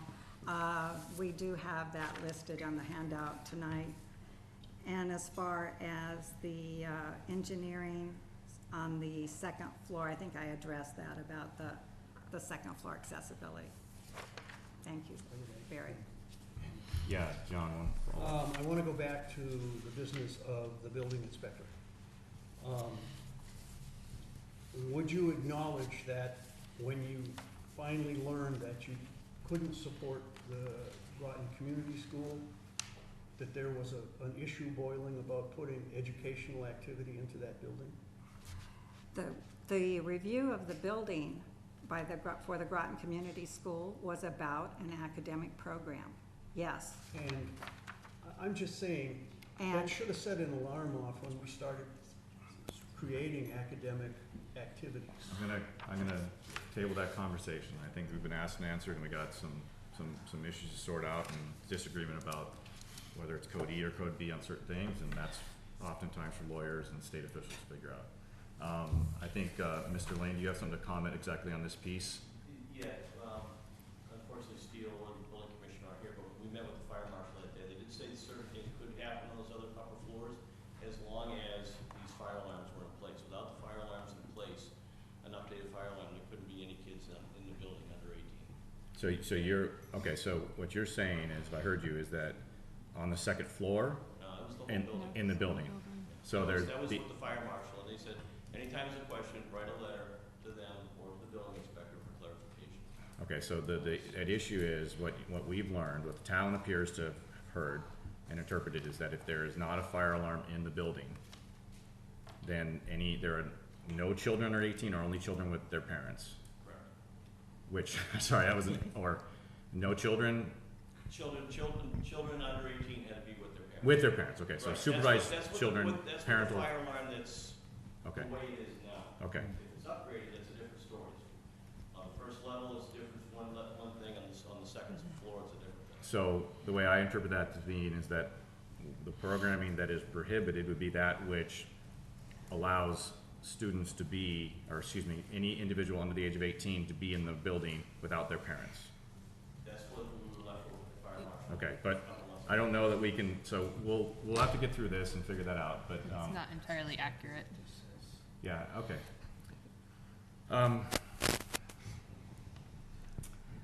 Josh? Kind of a laundry list here. Some of them are statements and some of them are questions for Friends of Prescott. And some of them are questions that nobody in this room may be able to answer tonight. So let's see if we can get some answers on these things.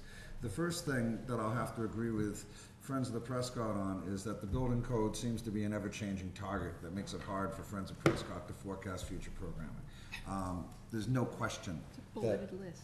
that, to me, I hear a different interpretation all the time of what code they're operating under. And I think that needs to be codified as to exactly what it is today, exactly what they can do, what's it gonna be able to take to expand their programming. And I still haven't heard the correct answer, at least that gets my mind clear, is to use the upper floor of that building. Do you just need a $60,000 fire alarm for the building, or do you need a $60,000 fire alarm and a sprinkler for the building? That's my first question. Both. Both. Okay. So, to have a business plan, and first of all, I think overall the business plan sounds good. I think it's very optimistic in some areas, predicated on funds being available to make that second floor A, accessible, B, sprinkled and alarmed in order to meet the financial revenue forecasts that you have. I do have to agree with Bud in so much as the lease that you sign says that you're gonna pay $20,000 of the town in the third year. And to answer Becky's question, no, I don't think you should put it in escrow because there's too many balls in the air right now. And I'll get to those things, okay? Do I think that the course offerings and the programming you've offered to the community has been a valuable asset? Absolutely, hands down, beyond belief, thank you very much. It's been great. But how do you get from where you are now to where you project to be? And that's what some of my other comments are. So the handicapped accessibility has been touched on. In terms of moving forward, the Friends of the Prescott should not just share a yearly report to us in June, but if you have quarterly reports, you should be sharing those with us so we can see what's going on a quarter-to-quarter basis. Because from what I can see on your revenue projections, and correct me if I'm wrong, but I think it goes from about $11,000 or $12,000 in year one to $30,000 odd in year two to almost $70,000 in year three. And year three is certainly predicated on using that upper floor. So I'd like you, rather than my weighing in on whether or not I want to accept this plan tonight, is to get back to us with forecasts as to what happens if you cannot rent that third floor to your forecasts. Because that's going to be a big deal to me. And then the next question is what impact on, and if we've covered all of this up, you guys are going to love this one. What impact will it have on Friends of the Prescott's future plans should at the conclusion of the payoff of Surrendon Farms, the town choose to either A, reduce the CPA from 3% to 2% or 1%, or to completely eliminate it at a future town meeting? Because due to the 19% return that's currently given by the state, that are we getting our bang for our buck in so much as we've dedicated $500,000 a year to pay the Surrendon Farm debt? And do we want to continue to do those surcharges when that money could be allocated in different ways, i.e. a debt exclusion or an override to fund municipal shortfalls and future operating expenses or other capital needs outside of the Friends of Prescott's future needs? So, sorry if I'm going quick on that, but that's an important consideration to take when you're thinking about spending money on that building. Also, you asked us for a charge from this board for a development committee to work in conjunction. I think it's a great idea. I'd be happy to help you all with that, and I would like to see us do that. Change in, it's hard when you can't read your own notes. Change in growth and use of the building may also cause problems should you be able to move forward, because it might outstrip the electrical capacity of that building in terms of the infrastructure that it has to offer based on the uses of rental that may occur there. And if that occurs, that's a capital expenditure that you folks would have to incur or would have to discuss it with the town. So while we're currently contemplating spending $86,000 or $87,000 more than what we had allocated at the previous town meeting, there's another need that Tom Delaney may or may not have assessed in what this building may need moving forward. In addition to that, sewer capacity, you have to make sure you're gonna be able to meet those things, and I think you'll be okay, but you should just check on that.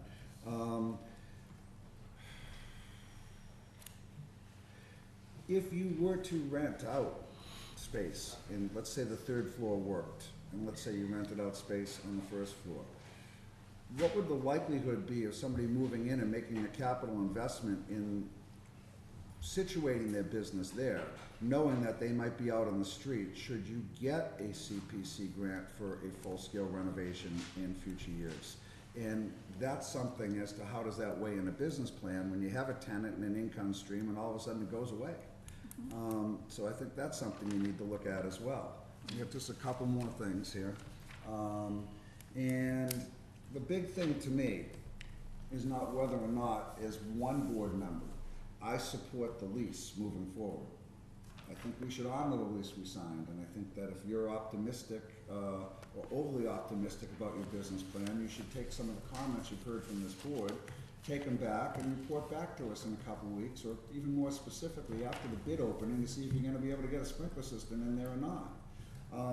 But my biggest concern, as I alluded to before, is this $86,000 more in capital expenditures by the taxpayers of Groton to pay above and beyond the $60,000 we already allocated at a previous town meeting. And Mark, correct me if I'm wrong, have we already spent 40 of that 60 that was allocated? Correct. Okay, so there's $20,000 left.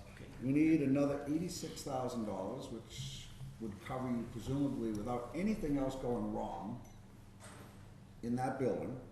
And there's been members of this board, or previous members of this board, certainly including myself, that feel that a 1920s building scares the crap out of us. And that I stated a long time ago, I can't support Prescott for any more use of taxpayer dollars moving forward. I stretched it, at least with my vote, to support the $60,000. So while I support the lease and I support the concept of what's going on, we already have one country club that is a cash cow that never came home. And we have to subsidize that to the tune of taxpayer dollars on a yearly basis, and it still isn't breaking even. And I'm very concerned about how we continue on with Prescott, and it's great to have $58,000 in retained earnings as a fund that you could tap into, but you don't have an obligation to use those funds for the building. The select board and the town and the taxpayers of Groton have that obligation as the owners. So, those are my thoughts, kind of. Do you want an opportunity to respond to that, Bruce? Yeah, well, I'd like to respond to a whole bunch of things, but I don't want to take up too much of your time. First of all, by its nature, a business plan is an optimistic document about to explain to potential investors what the opportunity here is. It's generally not a list of failures, all the things that can go wrong, because that's not the purpose of the document. The purpose is to create some excitement and enthusiasm, to present a vision about what this could be, what could be created when today nothing exists. And so you should be somewhat skeptical of them and ask tough questions, and I think that's what's going on here. In terms of the rental rate, the $20 per square foot, I would say that that number has not come from us. That has come from a professional with knowledge in the local real estate, number one. And the second point I'd like to make is we already have tenants in the building that are paying that rate. So we have two data points that suggest that that number is not crazy. I've heard an unsubstantiated assertion that those numbers are not realistic. I would take the two real data points against the assertion. The next thing I'd like to say is that I think Friends of Prescott is very likely to make that $20,000 payment in year 3, whether it's in an escrow or not. And that's based upon my looking at the financials and the trends going forward. I think there's an opportunity perhaps next year to have a conversation about the third floor. I think we can make an economic justification for spending money to make the third floor viable as a lease opportunity and pay for it. And that's generally not something that that the town would be interested in investing sort of in, but there may be an opportunity there. In round numbers, it looks like a 1-year payback. Few opportunities out there today look like 1-year paybacks. If we can get the right people in the right room at the right time, I think we can make that happen.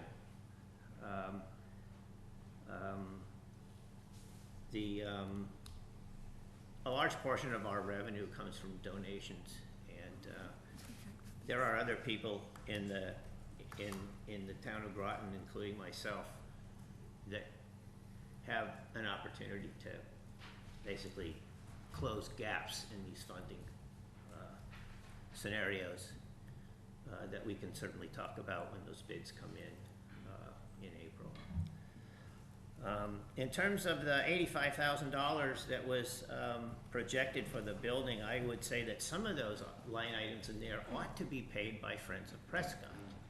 They should not be town liabilities.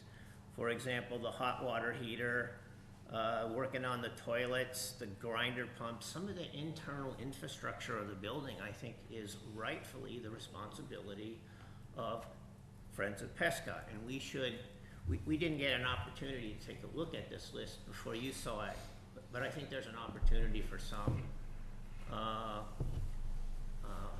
of those expenses to be rightfully transferred to Friends of Prescott. The other thing we'd like to talk about is see which of those items could be delayed into the future. For example, I haven't heard of any complaints about the lighting in the gymnasium.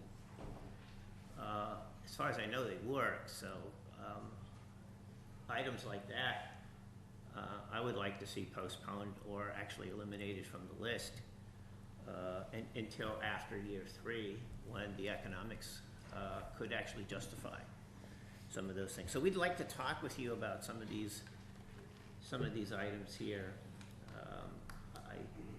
I think there's an opportunity to actually whittle that down somewhat. Bruce, will you stick around till we have that discussion? Yes. Or are you able to, or do you have to go back to the meeting? Well, I got a CPC meeting. We got to vote on the CPC articles, but I could. Looks like The answer is yes. I would be happy to sit around with you and look at those. Recognizing, of course, that the members assembled cannot make decisions on behalf of Friends Prescott without a board of directors vote. I recognize that, so. Yeah, but we can. Your computer is in the room downstairs, is that okay? Yeah, that's fine. Thank you.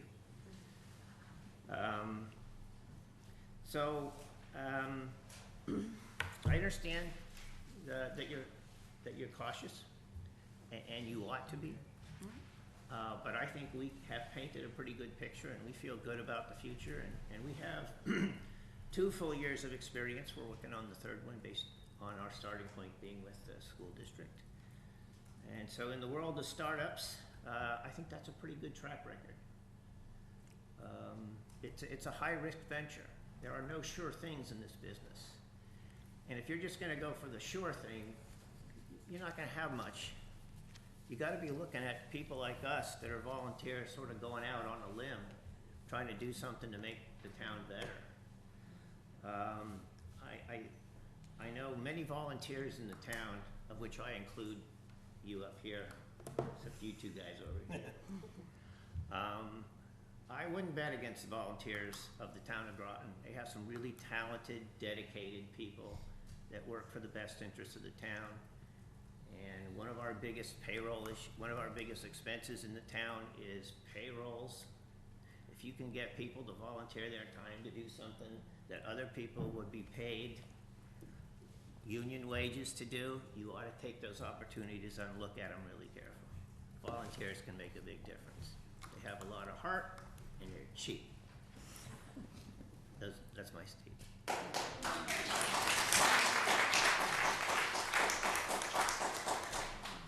Thank you, Bruce. Becky, you have another comment? I do. Please. I only made one brief one before. before, That's, so, I'm just, yep. although it's hard to follow Bruce. I don't mind being here till 11:30 again, so just, There was a comment made earlier about the business plan adapting, and I just want to say I am aware, and I think that the Friends of Prescott has done an amazing job of adapting to the changing circumstances about what is allowed, and then another changing circumstance about what is allowed, and uncertainty.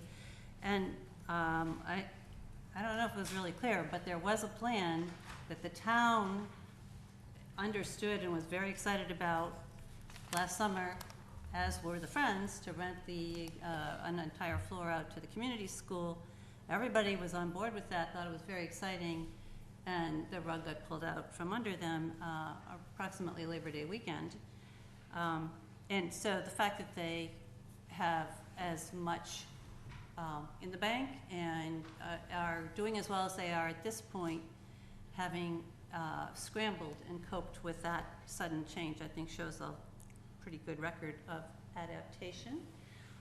Bruce's comments about all the volunteers, I know I have seen these people working. I'm just amazed at how much they have put in, and I want to thank them all. As far as the building's needs, it is, yes, an old building. However, Josh, you said you're not so comfortable with a 1920s building. I think we're in an 1880s building right now, and I think it's doing us pretty well. I think that the building down the street has a lot of potential for us in the future, and the land that it sits on has a huge potential for our town in the future. It is the only place that we have any hope of creating municipal parking, of building potentially even a parking garage. If we actually want our town center to become viable, have more going on in it than it does now, we will need more parking, and that's the only place we'll be able to do it. So I think it would be extremely short-sighted to even contemplate unloading this property. And as it is right now, we are guaranteed to at least get $20,000 from this building in a couple of years. If we chose at this point, which, God forbid, I think would be extremely unfair and ridiculous to end this lease right now, but we'd have to pay an increased amount of insurance to keep a vacant building, to own a vacant building while we figured out what to do next. And I don't think that would be an easy process. We have already in this town spent close to 10 years trying to figure out what to do before we embarked on this plan. So I am in favor of approving their lease or whatever we're being asked to do tonight. I've kind of lost track of that. And continuing to have conversations so that we in the town can make the best arrangement for the taxpayer that is available.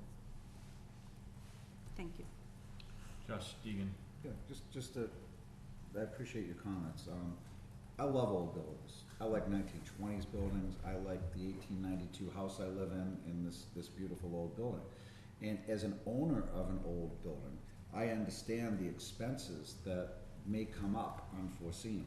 Mm-hmm. So my reference to that building wasn't that I don't like old buildings. It scares the crap out of me about the unknowns living in a house, and that was my point of reference. I forgot one thing I was going to say about that, actually. I'm sorry.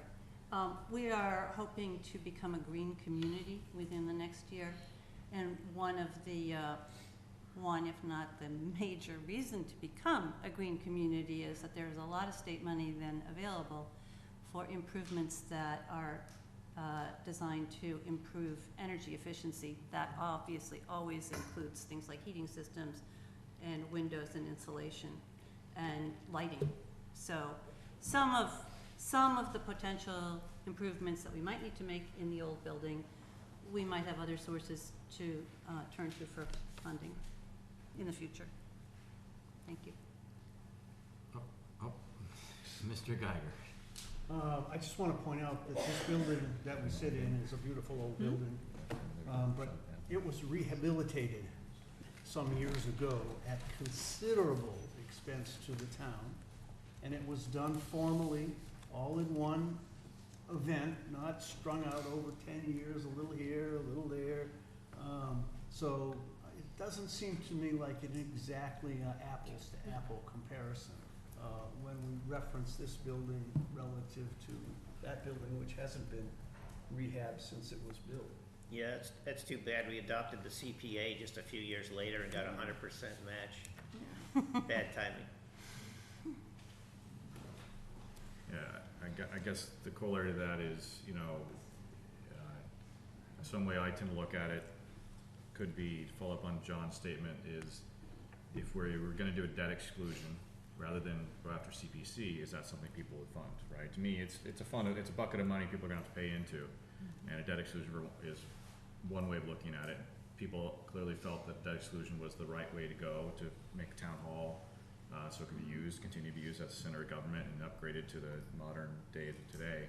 You know, I wonder why they're so reluctant to ask for a debt exclusion for Prescott and go after it, you know, without trying to lean on CPC pathways. Yes, there is perhaps a 19% now or whatever we're down to, and maybe by then it'll be down to 11 or 10% match. And don't get me wrong, 10% on your money is good money. I 100%, like, I'll take that investment every day of the year, right? But, you know, I seem to wonder if we're worried as a community about the challenge that a debt exclusion brings to people's minds on making that tough decision of, do we want to retain this building or not?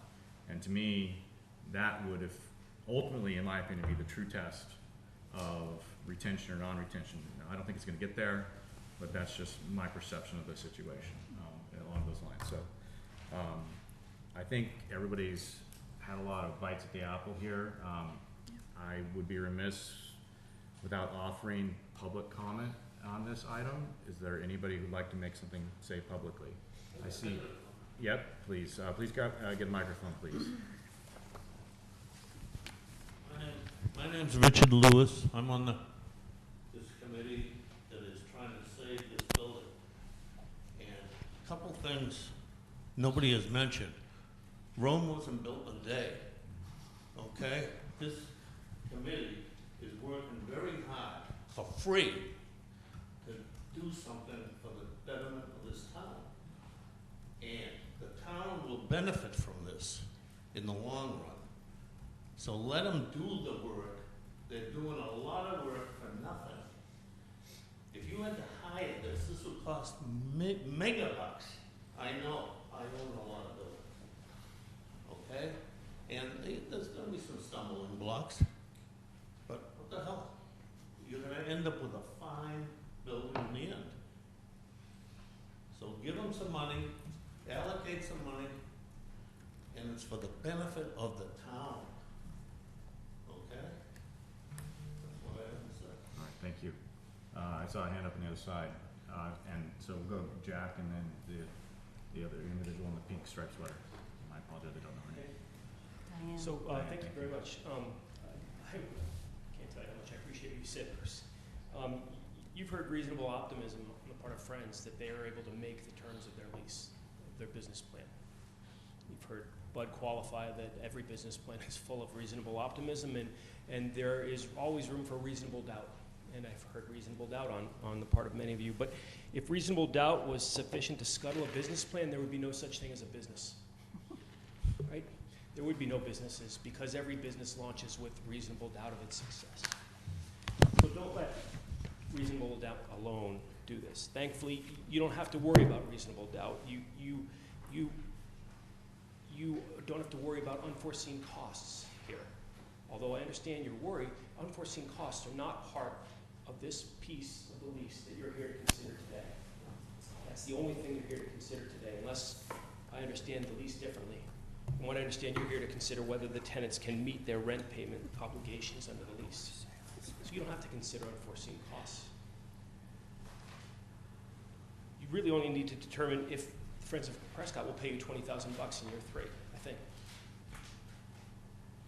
I haven't heard anything here that indicates that they wouldn't be able to, shouldn't be able to afford to do it, or don't feel an obligation to do it.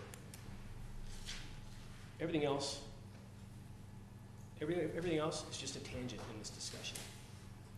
It's this portion of the lease that you're here to discuss, and I appreciate your concerns as leaders for all the other stuff, but I think that's the thing to focus on tonight. I think that's what your vote has, theoretically, according to the agreement that you all signed,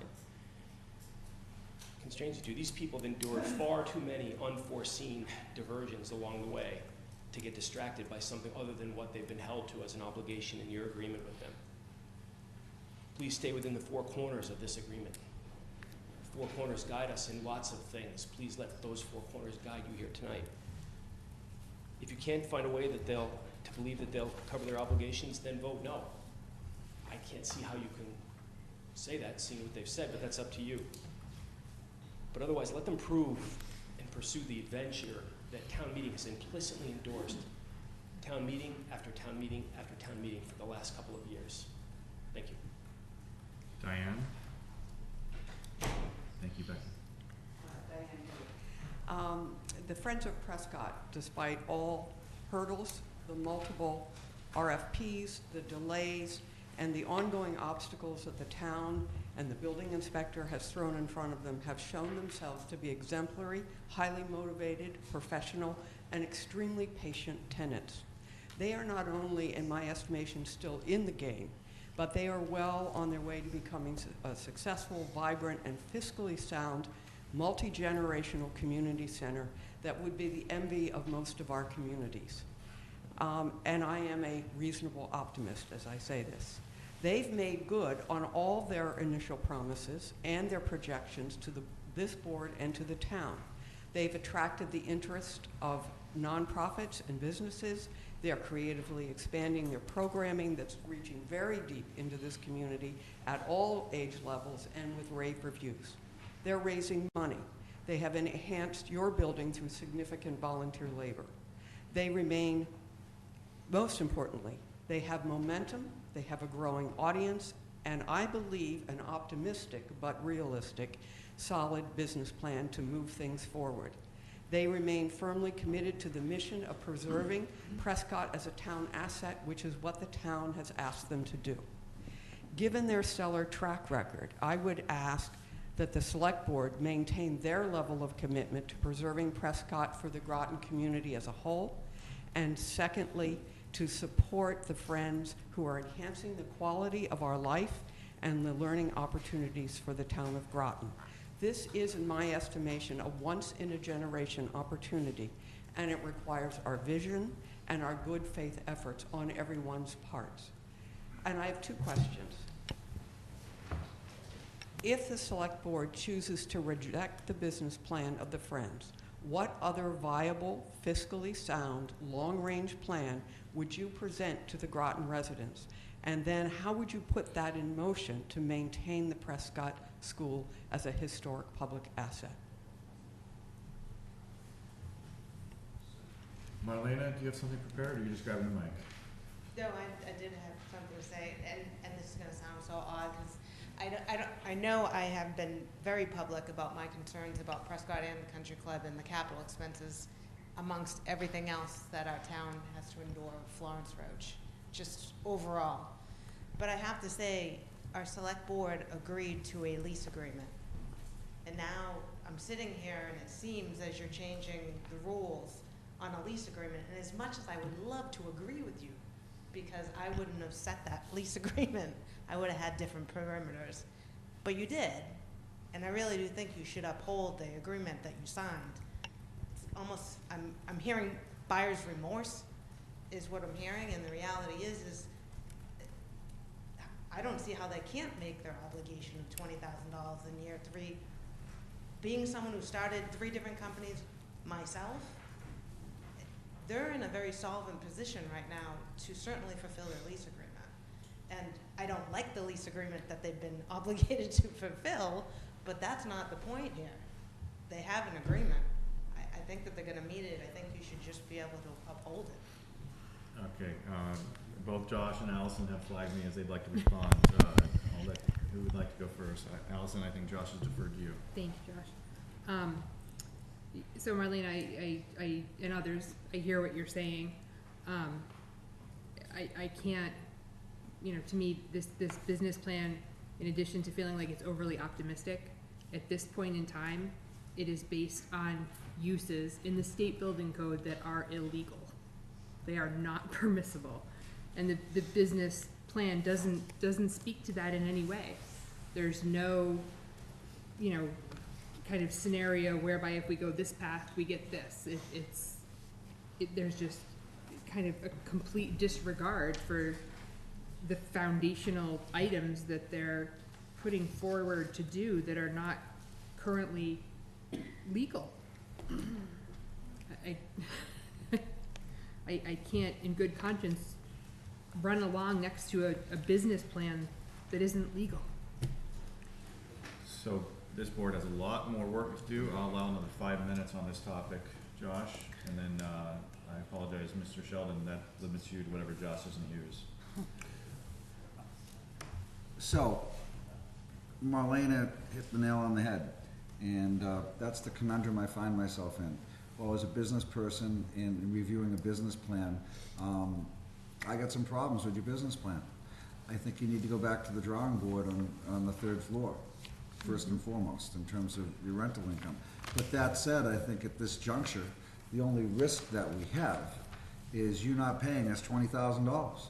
And I think to pull the rug out from underneath you is awfully unfair for all the hard work that you put in.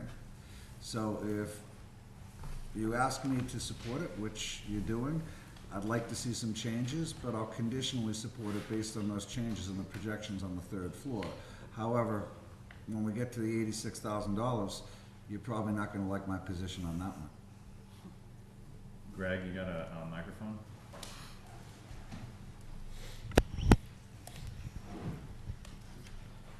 Well, you prefaced with the time limit, so you know I like to talk when I get the mic, so I will do my best. You know, we're all here tonight as neighbors, and we all have been working to better improve the town and to anticipate the needs of the town over the next horizon, which, as others have stated in the past, we are becoming a destination community. We're seeing that every day, and it's coming very fast upon us. Positioning Prescott to be the jewel in the center of our town, to welcome newcomers and to help those who live here. You know, it's difficult sometimes to know your neighbor 3 doors down. So we live in the country. This is a magnet. This is an opportunity. The Friends have put together a business plan that addresses the principal need to meet the payment in year 3. I think that's a non-starter.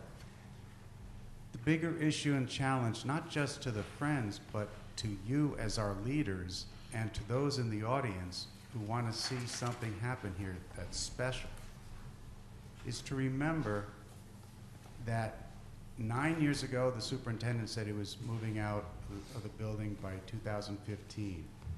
A Prescott Reuse Committee was formed and a report was issued in 2012. It went to town meeting. It was voted twice not to sell the building. A municipal building committee was charged to come in with a vision and a plan. I remember Stu Schulman saying, "What's the vision?" And I think Josh was insistent on what's the plan. The vision, keep it as a mixed use, the plan in 2 phases. We are into phase 1. Clearly, we don't know what phase 2 will bring in terms of CPA money or other sources of money. But our eyes and our ears and our minds are wide open. But the blueprint that was submitted called for, among other things, we were asked to produce a to-do list. One of the principal requests was to do a development committee. Like every major project in town, you have the interests of the town protected when people are appointed in charge by this board to look at the best interest of a project. Prescott has a project. It may or may not work. It may fail. It may succeed. But when you have an arm's distance relationship with a tenant that you expect to jump through hoops that keep changing, the goalposts keep changing, that's a recipe for failure or frustration. People are going to get burnt out and walk away. And then where are we? So it's not us against them. We're in this together. We can reasonably figure this out. Appoint a development committee, charge it to work on the issues. We're down in the weeds about Tom Delaney's list on light bulbs and whether that's a priority this year or next year or the year after. When we have major issues like an alarm system and a sprinkler system, we've worked hard to identify sources to fund those things. Let's put a development committee together to prioritize how we're going to make this plan work. Because phase 2 is the major ask.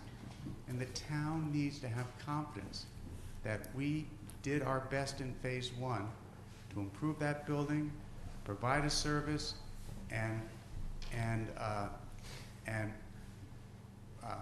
can expect the town to support going into phase 2. It's at every stage the town's right to say, no, stop, we don't want to do this.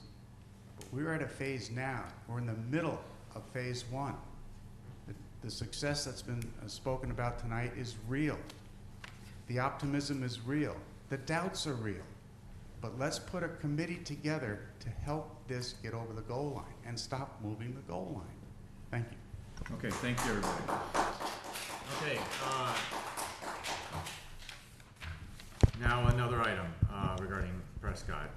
Let's see if we can get through this in less than an hour and 45 minutes. We're gonna take a Are we supposed to take a vote on it? If someone makes a motion, I'll consider a motion.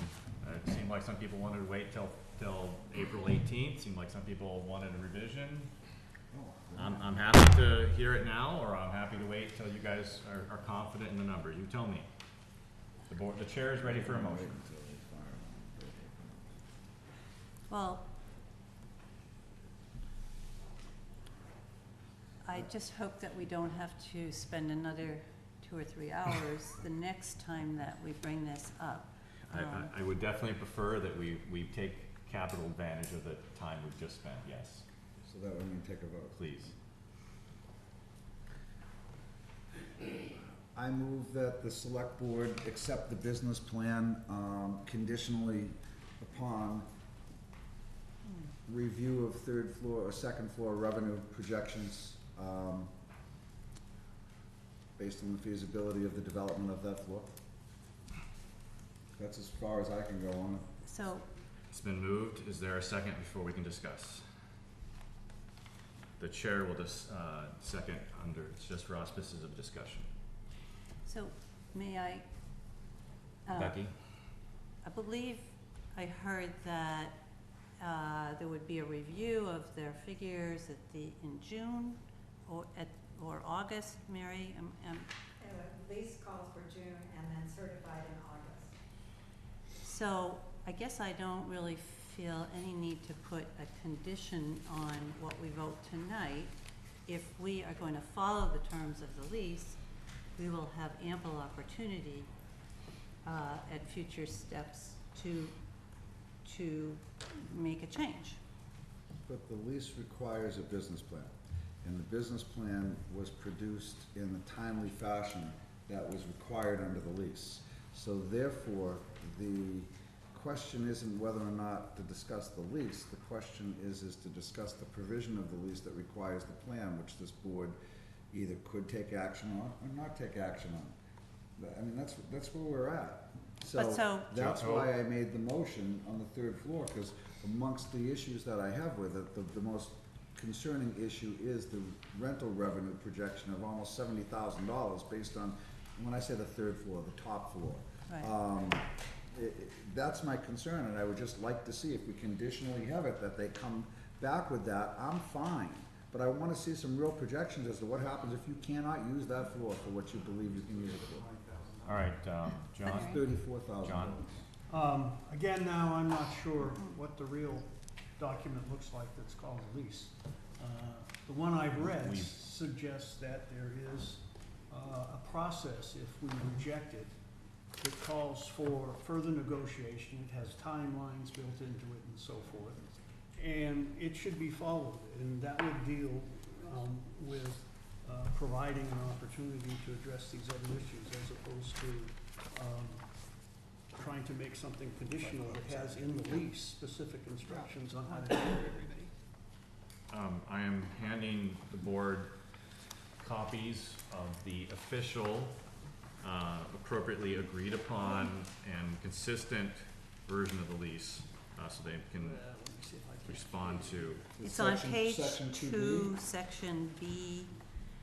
The, looks like the second sentence, the landlord acting through its select board shall have the right to approve, reject, or condition the business plan or any aspect thereof solely on the ground that it does not support the tenant's ability to meet its rent payment obligations under this lease. That's why I conditioned it, sir.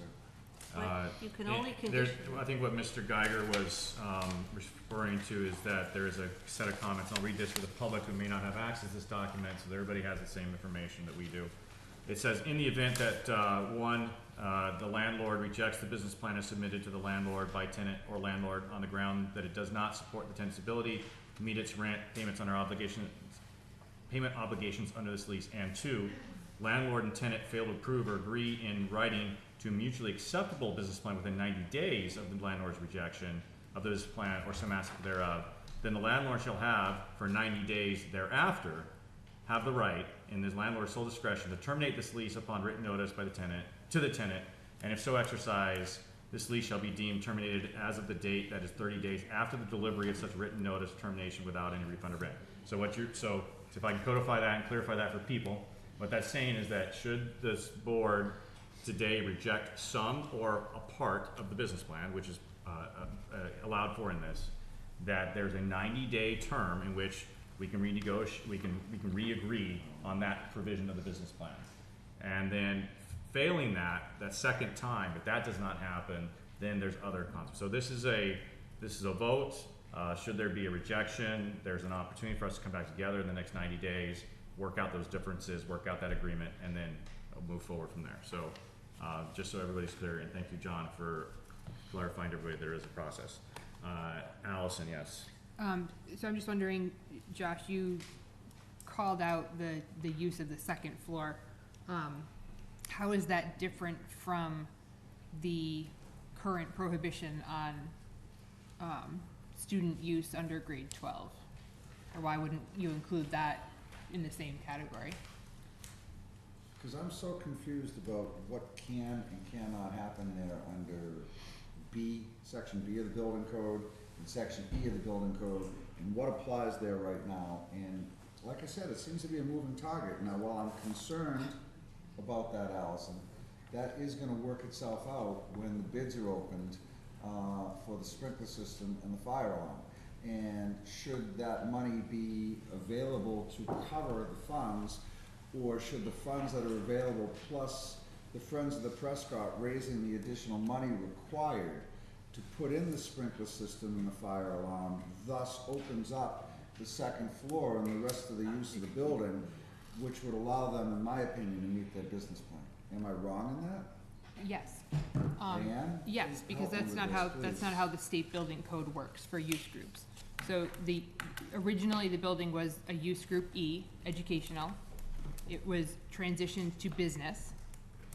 In order to be eligible to have uses from both categories, it needs to have the alarms and the sprinklers, as we've already talked about, and then there need to be fire breaks and divides between those separate uses. So if the second floor is to be educational for a Waldorf school, that needs to have 2-hour fire separation from the use group B. So there are additional requirements to co-mingle two use groups. At this point, regardless of the sprinkler system and the alarm, the choice is you can't mix use groups just by virtue of adding a sprinkler system and an alarm. You need to do other things to upgrade ceilings, walls, sprinkler codes. There's a motion on the floor. I think maybe we should table it and wait. Well, it's not up to us, it's up to the individual who made the motion. I'm suggesting that. I'll withdraw my motion. There's a motion been withdrawn. Is there any other motion like to come before this board this time? Mr. Geiger. I make a motion, and I guess I'm repeating the one that we just denied. I'm making a motion, that we vote on whether or not to accept this document. We do it now. So what is your motion? Are you making a motion in the affirmative or a motion in the, motion in the negative? I'll put it in the affirmative, that'd be optimistic. So there's a motion on the table, if I heard it right, to approve the, planning board, the planning board, wow. Thank you very Business much, plan. Mr. Say no. Yes, it is, yes. To approve the, business plan as it completes the obligation under section 2.2B. Is that how I heard that? That's fine. Okay, so that's how I heard that. Second. There's been moved and seconded. You have it. Dawn has it. Don, I can, She has it. you got that? Yep. Try to speak slowly, even though I didn't speak words correctly. Under discussion, Becky. So, I will just reiterate that my understanding is the only condition under which we can legally reject the business plan is that we do not believe they will pay us $20,000 in year 3. And since I think it is abundantly clear that they will pay us $20,000 in year 3, or even in year 2 if they decide to go out of business, I see no legal grounds for us to vote any way other than approving this. I understand all the concerns that I have heard. I assume that every person in this room who's committed to the plan will be investigating and doing their best to resolve all of the issues that have been raised. But I do not see any condition possible that they are not going to pay us $20,000 the year after next. Okay, thank you for your opinion. We can't legally know anything unless there's a legal binding $20,000 sitting there magically And appearing in your. They have 3. agreed I recognize to that. discuss putting it in escrow so that we could be reassured. We could be, I agree. Any other members wish to speak? Yes, Allison. So how do we, logistically, I'd like to somehow amend that to exclude use of the second floor and any use for education purposes under 12th grade, which to me are the two currently illegal pieces. Is that something that we can do, or is there an amendment that can be made? The lease does not preclude the tenant from using any part of that building. And you would be, it doesn't, I mean, yes, it has to be legally used. It has to be legal. Yes, but we can't, I would be ill-advised, even though I'm not a lawyer, to say we should abridge anything within this lease. Any rights given. What happens with the So building? can I make an amendment that we don't allow illegal uses? I mean, I don't think we need to make that amendment because I think that we are not allowing them and that would be under the enforcement jurisdiction and we are not the enforcing body. That's the building commissioner's enforcement unit. And we can't abridge those rights. So I do think that your note is statement that we do not want any illegal activities happening in that building. Oh, excuse me, hold on 1 second. Dawn just pointed something out on the lease that we're talking to a lot. The basement and first floor of the 3-story building known as the Prescott School located at 145 Main Street. So they really don't have access to that 3rd floor yet without the board amending this lease. Information. Yeah, point of information, please. In my presentation, I did point out that without the 3rd floor, we could rent out the 1st and 2nd floor at 65%. Right. So I think that was something that after meeting with the negotiating team, I added. Yep. Also, the Friends of Prescott may be appealing the decision, so I'm not so sure that the vice chair can say this is illegal yet. Recognize But we can't consider the second challenges. Where in the lease is that? on the First page, premises. the premises that we're leasing to The them. premises is the basement and first floor. So the 2nd floor can't even be considered as part of this discussion. Because they don't have access to it. It says right here, under Premises. the premises, under Article 1 summary, the premises are the basement and the first floor of a 3-story building known as Prescott School located at 145 Main Street, Groton, Massachusetts. So, as I had said before, we can't necessarily change in the lease, okay. Mr. Geiger, will you officially withdraw your motion, please? Why? Because until we resolve the conflict between what the lease says in the first and second floor and the business plan that has the second floor and third floor as part of it, I wasn't aware of this, I thought it was the whole building, and now I've made a decision on this based on that usage, and I'm not prepared now until I can review what the potential leeway is. I'm not prepared to take a vote. The difference in their plan based on revenue projections, if you look at the revenue projections on the provided plan, and you yank out year 3, which is when they're talking about using the third floor, the differential in revenue, and correct me if I'm wrong, because I can't see this right now, but I think you were at about $67,000 on year 3 revenues, and on year 2, you were rental revenues, and on year 2, you were at about $34,000, is that correct? I got the plan I'd here. like that clarification. If that's the case, it's a delta of $33,000 less in year 3. I think this, we project that in year 1, we would have 11,550 in revenues. This is in year 2, and this is on the slide that I showed in the presentation. 30,000, that would include the previous 11,000, and in year 3, with 40% of 3 floors, which we had hoped to negotiate the lease so that we would have access to the second floor, having just found that out in October that we might be able to do it. Or 65% of the second floor, the total would be between all 3 floors, 62,000, right?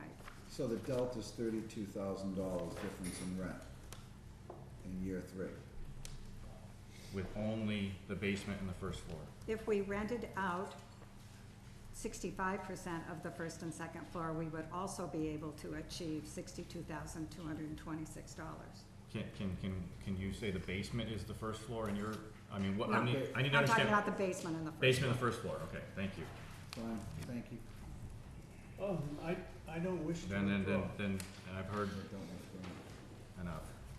Clearly the chair is getting We have a process to go Frustrated. through here, we should do it just that way. okay, having that money pulled off the table, I understand now, I got the equation in my head, thank you. Josh. So, Uh, may I make a comment? do you feel yep? I please. think that, what I have heard is that even without the third floor, there is no question that there will be $20,000 paid to us in year 3, and therefore, there is no grounds to reject the business plan. Okay, anything from the public, please? Be concise. Okay, motion's on the table. All those in favor of the motion? Can we reread the We motion? read the motion. The motion is to approve. Don, would you read the motion for me? Thank you. business plan as it completed the obligation under 2.2B. Thank you. That's the motion. Everybody understand the motion? And its intent? Okay, all those in favor, signify by saying aye. Aye. Any opposition?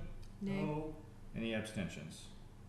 I heard that 3-2 in favor. Mr. Chairman, there's an article on the warrant.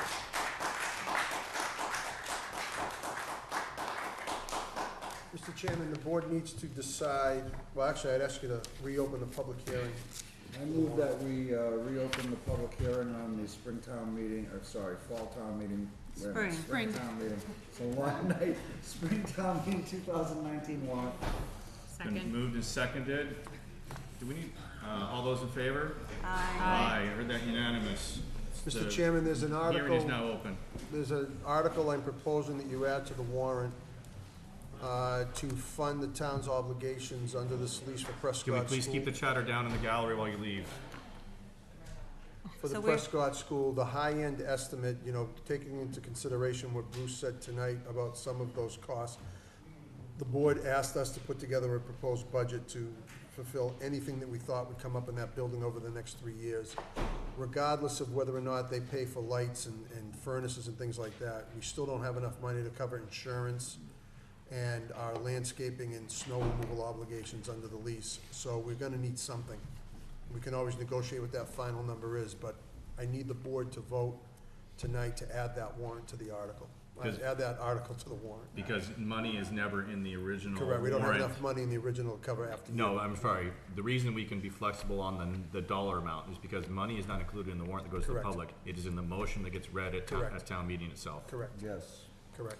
Is there something in our packet? It was Or in is last week's, I'll put it up on the screen, That would be Allison. great, Mr. thank you. Chairman, I amend my motion to open the public hearing to say reconvene the public hearing. It's so, accepted, amendment accepted. Is there a second? I'll second So that. seconded. Sorry, I just want to get it right. All in favor? Aye. All right, thank you for the Sorry. clarification. No, it's okay. I heard it as reconvene. Can I make a motion? Sure, please. I move that we add a warrant article to the 2019 Springtown meeting warrant to provide additional funding for the maintenance and operation of the Prescott School. There's a motion on the floor. Is there a second? I am not hearing a second. We're gonna have to ask for some money. The chair will, okay, the chair was just about to once again do it. Seconded for conversation. All right, we have a motion on the floor under discussion. And do we also have to vote to open the warrant? Yes. We will, yeah. Oh, Because we closed. yeah, the warrant's not open, so we cannot make a motion to add it, so we'll table this. I make a motion that we open the warrant For this sole purpose. for For the the- sole purpose Motion's been made So is, of potentially adding a article regarding the funding of Prescott School. do we, we money, still need to capital vote the second? I'll second his motion. Okay, the motion to open the warrant's been made and seconded. All those in favor? Aye. Okay, now we have, we will bring Member Pine's motion back to the table, back to the floor, and it is now under discussion. So, Mr. Chairman, if you look at column 1, for the rest of this fiscal year, at a minimum, we're going to need $9,500 to fix the electrical panel, If not, and $990 to take care of the spring mowing through June 30th under the obligation. So this $11,000. Year 2, at a minimum, we need $25,000 more to pay for the insurance of the snow plowing. I make that $28,000. The insurance of snow plowing and the mowing, same thing in year 3. So of that $86,000 that we're talking about, $60,000 of it is needed just for our obligations under the lease. There's another $20,000 of repairs that Tom Delaney put together based on you asking for the worst-case scenario moving forward. So we need this article if the town is going to support its obligation under the lease. And we need to fund it at a minimum of $60,000. understand. Mr. Delaney? There are a couple other ones that need to get done right now, and that's the condensate pumps as well as the grinder pumps. Because the grinder pump is only one of the 2 that are operational. Oh, yes, thanks, Tom, that's right, that is our obligation, yep. And the condensate pumps are, we just did a survey, National Grid did for us, they're picking up half the cost, 7,000 is our half of the cost to rebuild all the condensate pumps for the boiler system. So now we're up to $65,000. Those are 2 have-to-dos this year, as well as the ones above that, the stair Mr. repairs and a couple other things. Mr. Deegan? Procedurally, should we just not take a vote on whether or not we want to add this article, and then we can debate the merits of the article and the dollar value when we get to the review of the warrant? I think you could do it all at the same time, Josh. Well, Procedurally, I think we will get further if we follow Mr. Deegan's request. I'm not sure I quite understood what he was He's just saying. saying- I want to vote to add the Prescott School to the warrant, close the warrant, and then move on with this discussion. Because we can figure out the number later. Correct. Absolutely, I agree. We're gonna be here till 2 in the morning if we go through all this, so I think that, Now you're playing on my time. That's good. yes. I'm happy. All right, so All right, so let's move forward. Where are we going? We're going. We have a motion on add the this floor warrant. to add this article to the warrant. Is there any other discussion? Hearing none, is there, I'm gonna, So with no, we're not putting a dollar amount, we're just adding warrant articles warrant do article. not have dollar amounts. correct. Only Right. motions have dollar amounts at town meetings. So this is not a dollar amount being placed on into the warrant. It is a Thank you. request that we will put some money in a motion at town meeting as a request from the taxpayers. If that's $1, it's $1. I mean, So how is the amount in the motion then determined by whom? it's actually, it's determined by the, well, It's determined it's by the officially board. determined by the board Eventually. and then can be amended on by the town, hall itself, by the town, meeting itself. So when do we decide what pieces would be in or out of a request? When we review the warrant article and then Okay. maybe based on, did the FinCom take a recommendation on this? No, FinCom's waiting for a recommendation from this board. All right, so then when we discuss the warrant articles, Yeah. Or at some point between now and Or April some point 29th. in April 18th, perhaps, we can do that. We can change those motions up to a certain point in time. You change the motions right up to the night of Up to town the meeting. night of, so we have some time to worry about the dollars and cents. And since we've heard from the Friends of Prescott, there may be some room for discussing those dollars and cents. I recommend we wait to discuss the dollars and cents until after the 18th. I don't think you need to make the dollars and cents Right. argument tonight. Right, exactly. I concur. All right. So, forgive the chair, but the board's not gonna seek input from the public. I think I've heard all the public's input on Prescott School tonight and know where that leads. All those in favor of adding this article to the warrant, signify by saying aye. Aye. Opposition? Abstentions? So that's unanimous. I move we close the Thank you. warrant.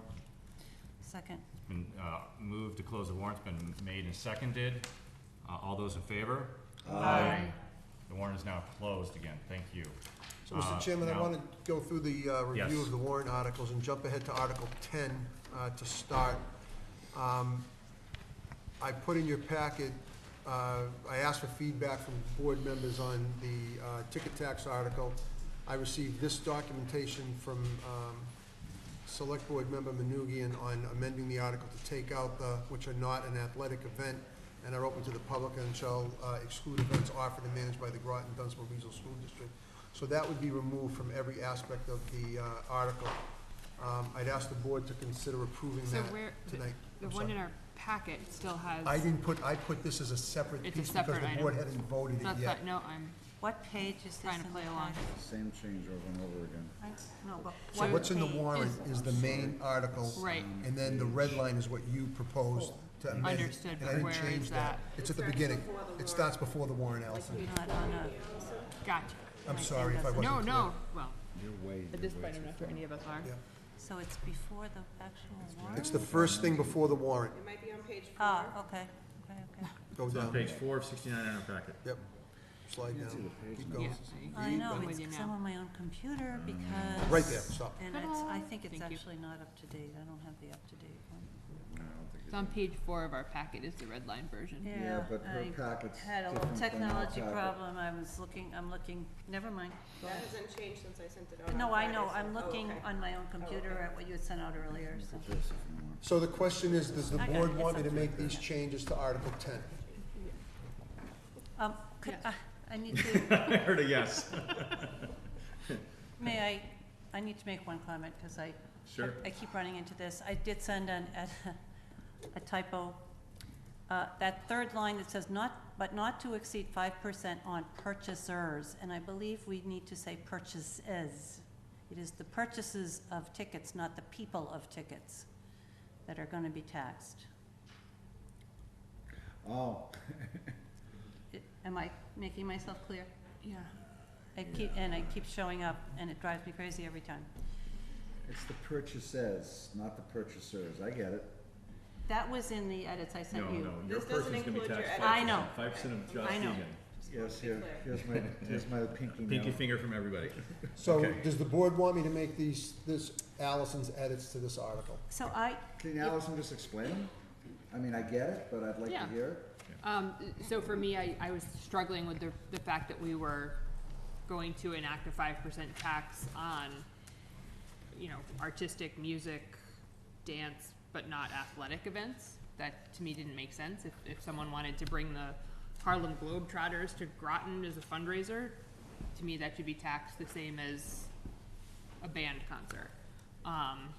And then because we had added the venue sizing, again, it seems uncomfortable to me to be eliminating the Groton Dunstable Regional School District as a specific entity when we're not limiting other nonprofits, we're not limiting other school systems, we're not, it just, to be picking out specific one-offs that aren't part of this is, to me, isn't comfortable or acceptable. Allison has explained. Is that sufficient, Josh? You have any questions regarding your explanation? No, I heard what she said. Okay, Becky?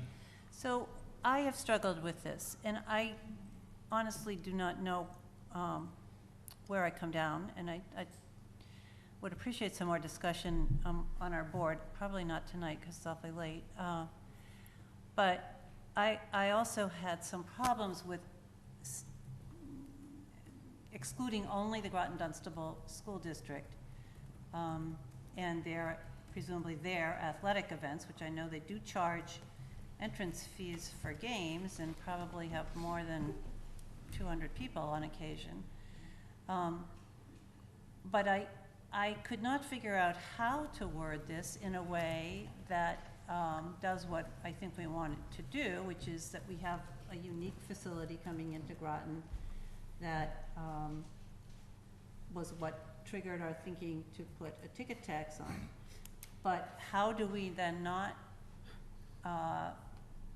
we heard comments at our meeting last week about the History Center, about, and we have other school districts, the Neshoba Tech, and how do we want to treat all of those, and is there a way to make a distinction between a very large operation and those that are smaller? I think the definition of event here would automatically exclude high school sports because they're not paid professionals. Right. So I don't think you need to worry about that. So I think Allison removing that from the thing does not have any material effect on whether or not we're gonna charge the Groton School play or a Groton Dunstable play or a Groton Dunstable football game. We wouldn't be charging them a ticket tax because they're not paid professionals. So I think that's how we addressed it. And that was a great suggestion. I think, Allison, you made that suggestion But before. as I recall, actually, I think Dawn saying that sometimes a ballet school is doing their recital and they have paid a couple of people to headline it, but they are depending on the revenue, you know, to make up their cost of renting the building. And I don't know that we should be hitting those people. In that situation, I don't know that I personally would not want to be charging a ticket tax under that circumstance. So I don't know if we've effectively eliminated the places that we don't want to charge it. The urgency, excuse me, sorry, I didn't mean to cut you off, Becky. Well, I think I said I'd like to hear from other people how we do that, so. The urgency to get this done now rather than waiting is because it takes some time for things to go through the legislature. Is that your concern, Josh? My concern is that from what Mark has heard from Representative Harrington, that this has to go in front of Ways and Means, is that correct, Mark? Correct. And that because no towns in the state have yet to do this, that it may get some challenges. And my return response is that someone's gotta go first somewhere on everything. And therefore, by moving forward with this now, gives us a chance to bring it back to a bill multiple times and to go defend it at the State House, which, since this was my idea, I would like nothing more than to rattle the cages of the State House on this one. So by bringing this to town meeting now, it gives us the ability for a few years before the larger venue in town opens up. That being said, the language we put in here may not matter because the state will have its way with it and could change it as they change many things. John, I'm sorry for Yeah, it's cutting you. okay. I'm gonna try and answer Becky's question. From everything I can see, from many different angles, the business of providing exemptions or exclusions from this thing is a barrel of eels. You know, you wanna do it, and you wanna do it with all this precision, And we're gonna create the most complicated situation for anybody to figure out what's the right, who can I do it, can't I do it? They're gonna burn up a lot of time with argument. I think you take it out, make it simple, everybody's the same, and move forward. Which is Which is supporting what Allison is suggesting. So does the board want to make a motion to support the amendments to this article, and I'll make them? So moved. Second. Allison seconded. We've had our discussion. Anything further discussion? Anything from the public? You just got in under the wire. Very quickly. Yep, that's fine. You might wanna change. Thank you. You might wanna change the word venue to event. Venue is a place that an event takes place. We have both. Right. Event We have means both a in here. We have performance both. We have by both paid definitions. professionals in a venue. The very first sentence. Oh, the admissions means charge levied by any, Any event. well, we can argue with that legally. I concur with, Venue is a place where a venue. right, and the venue is what's charging for an event. So I think the charge is being levied by the venue for an event. I think it's accurate. I think it is too. I can see your point. All right, all those in favor? Aye. Aye. Any opposition? Any abstentions? Thank you, Allison, for recommending those amendments, and thank you, board, for adopting them. Mr. Chairman, I'm going to withdraw item number 6, given the hour and the things you still have to cover on the agenda. The CPCs will be coming in next week with their Six is positions. quick. No? All our To positions? take positions on every Positions article? on the warrant articles? When is the warrant due to go out for printing? April 8th. The You can 9th. do it next week. No, I'm not gonna be here next week. Yeah, you're pushing it, because you might not, Barry's here right now. Barry can get me, as we've done in the past, Barry can get me his positions when he gets me his positions. Yeah, it's not a motion, it's not a vote, it's just a It's just a position. position. Okay. I'm happy to provide my positions via email directly to the town manager, and you guys can, and he will know them, be able to give them to you next week. That's true, I will be able to do that. So that would be public notification. So is it the case that there are 3 categories? You support it now, you wait For for a town town meeting, meeting, you don't Or you recommend. don't support. Correct. Right, So we can do that next week. right. I'll bring that back. You're either supporting, you're not supporting, you're at town meeting. Now, you could abstain. In general, there's a board policy that says abstentions have to be, should be explained. There is a board policy on that. I don't know that we've ever held anybody to that. I don't know if we have the ability to do so, but, in general, I think the public relies on us for some sense of guidance and why we would go for or against something. However, may I make a comment about that? Sure. Well, I'm just reminded that it was my observation at the fall town meeting that our position was never actually mentioned when we moved motions. And I think it's very important that it should be mentioned. And in some of them, what had been printed was incorrect because we had then taken positions later, and we never thought to make that known to the public. So I want to be sure we do that Just this ask the time. moderator to do that when you meet with him. Yeah. We can, let me take a request, and maybe rather than it coming from a member of the board or a select, I mean, a lot of times it's been up to the committee itself to make that as part of the report. But given that it is of importance, or I have a hyperinflated sense of my own importance, I think it's important. that, it should be probably posted if we've taken a position, what that position was, and who was for and against. Okay, so said. Mr. Chairman, on to Number item number 7, please. Thank you. the budget. The Finance Committee met again Friday morning. They did not change their position on recommending an override should the Select Board decide to move forward with adding 2 firefighters, which you did. However, they did take certain actions at the meeting Friday morning. They did vote to recommend the 2 firefighters. I believe the vote was 6-0 to recommend the 2 firefighters. Whether or not you decide to move forward with an override is up to you. I will tell you, one of the positions from a member of the Finance Committee was that, it's very difficult to propose an override when you're under the levy limit, regardless of how you got under the levy limit. So it may make sense to wait and have a full discussion of the overall budget, which Allison and I will be starting tomorrow, representing the board with the school committee, and Bud representing the Finance Committee. We have a meeting tomorrow morning at 9 o'clock, which we'll probably be able to go straight to after this meeting. Well played, sir. So, that said, I want to update you on where we stand before you have your override discussion. Right now, I've given you this document, and I think I've highlighted the changes pretty clearly so that there's no confusion on where the Finance Committee is right now. However, the Finance Committee has still not taken a formal position on the budget. They're gonna meet on April 2nd to do that.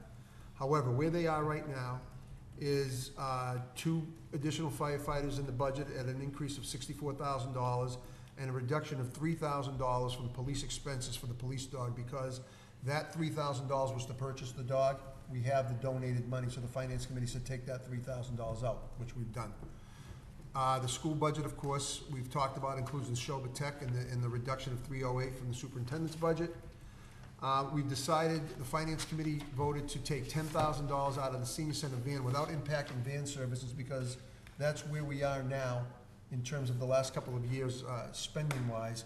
And we can always get a reserve fund transfer, and we get reimbursed up to $40,000 from the state if we utilize the fund. So the Finance Committee was comfortable reducing that number by $10,000. We had an estimate on health insurance, and we recommended to the Finance Committee that they take another $13,000 out of health insurance to get us to that number.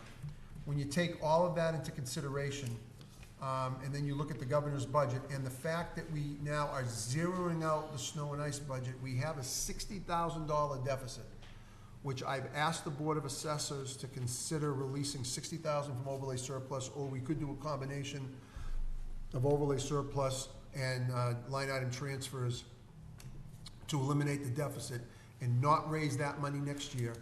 Taking into consideration everything else, that will put us $206,161 under the levy limit. So that's the original 30 that I told you last week, an additional 150 by zeroing out the snow and ice deficit, and another $26,000 that the Finance Committee eliminated from the budget last Friday morning. So that's where we are right now. Yes, Allison? So given that we're 206 under that levy limit, why are we still moving forward to change kind of the approach to budgeting and taking out the snow and ice? Is that simply because this wasn't a bad year, so we don't have it? Let's not raise it and charge the taxpayers next year, Just keep the making taxes sure. low. No, Okay. perfect question. Thank But you. we're not changing our philosophy. That's what I wanted to make sure. Correct, because that 200,000 is under the levy limit, correct. Thank you. Don't look at me like that. You are changing your philosophy. Well, no, we zeroed out the snow and ice deficit. I respectfully and completely disagree with what you've preached since the day you took this position here in town, that you never want to use one-time sources of revenue to finance your budget. And you can argue that you're not here. I'm not. Okay?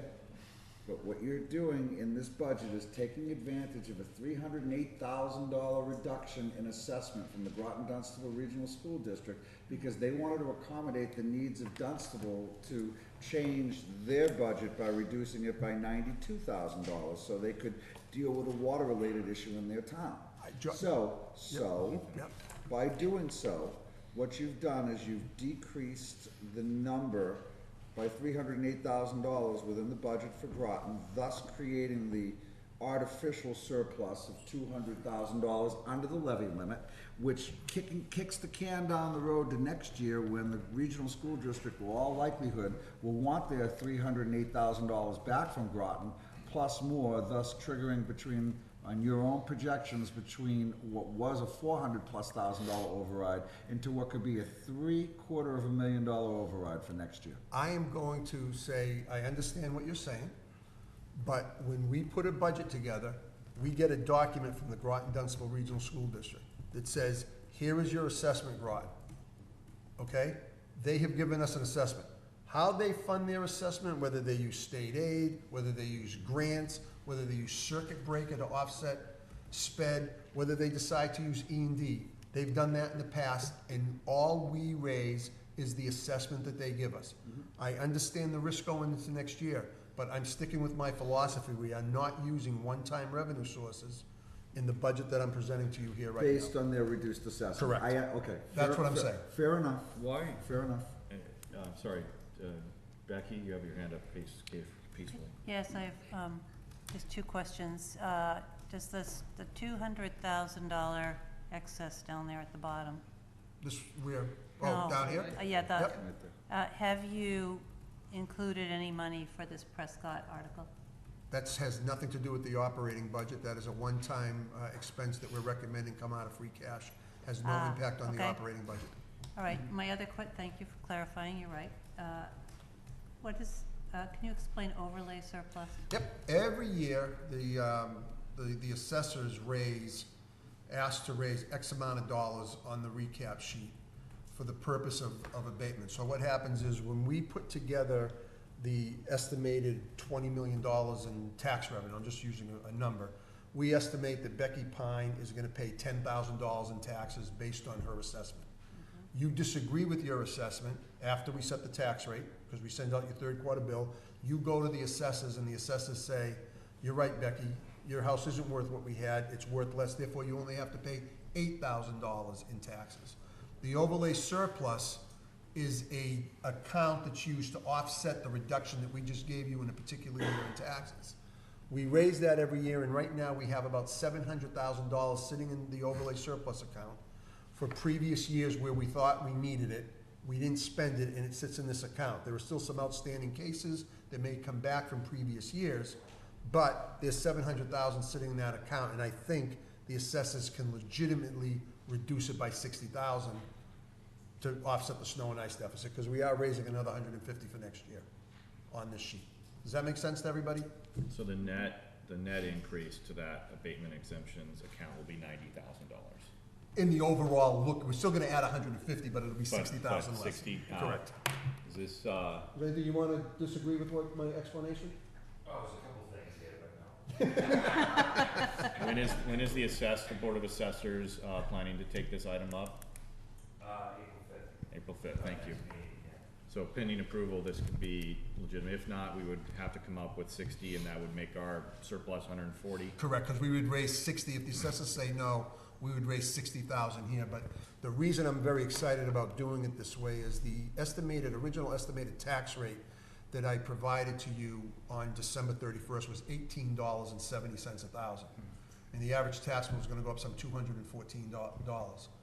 Based on the budget as it stands now, the estimated tax rate is $18.59. That's a major reduction in the tax rate, and it's good for the taxpayers of Groton. So that's what I'm trying to accomplish here by using that 60,000. Understand. Okay, Is that right? Did I give the right numbers? The balance about 455,000. Oh, okay. 455,000. Yep. okay, John? No, I wanna wait till this is done, and then I have an issue. Okay, so the question on the table is for the board, and the FinCom, you said earlier the FinCom hasn't changed their position. Their position is they do not want an override? No, their position was if you decide to move forward with the 2 firefighters, to put a question on the ballot to override Proposition 2.5 by the original deficit of 279,000, which had the school's reduction of 308 in their assessment, the firefighters, and the Shoba Tech. That was the vote. However, Friday in their discussion, some members, although they didn't take another vote, some members said, hey, you know something? It's very hard to justify an override at $279,000 when you're 206,000 under the levy limit. Maybe you want to push it down because there's going to be a committee looking at it and making decisions for next year. Is that? Those are my. Thank you. I like to, when Bud and I are in agreement, I like to be precise. Have you ever tried to swallow a laptop? Swallow- Next year, you're swallow gonna your have to words. learn how to do it. No, he's just working on his phone. Wow, okay. I have no idea what we've disseminated into here. Yes, Becky? So, I am still open-minded about an override or a not override, but as I have thought about it, it seems to me that when we put forth an override, then we have to know what happens if the override does not pass. And if We end up right back we here. put forth an override and say, well, we will not be able to afford these things if this override doesn't pass, it's kind of a weak argument, because the truth is we could afford those things. This year. And That was so Bud's if we point. put forth an override and say, well, we're just doing this to find out whether you really wanna spend the money or not, that really isn't how an override is supposed to be. So I do feel like, even though in some ways we shouldn't be using one-time money, it's a very hard argument to make to have an override. Allison? So to me, and what I'm hearing makes sense. To me, the biggest concern I have in looking at an override this year is that I don't think there's appetite in the community for repeated overrides for operating, and that we're far better off, particularly where we're potentially under the levy limit right now, holding off and doing it all next year. I think that if we were to go forward with some level of override at Springtown meeting, to Josh's point, it would generate tremendous confusion. I think ultimately it would probably fail either at town meeting and or at the ballot.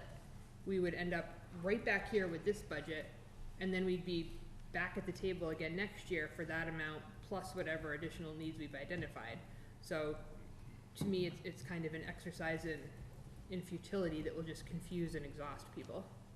Yeah, we're not a corporation, right? You know, a corporation would say, uh-oh, I've got a $350,000 liability coming my way the next year. I'm gonna start saving for it this year so I can offset it. But that's not how we are, and that's not how people think.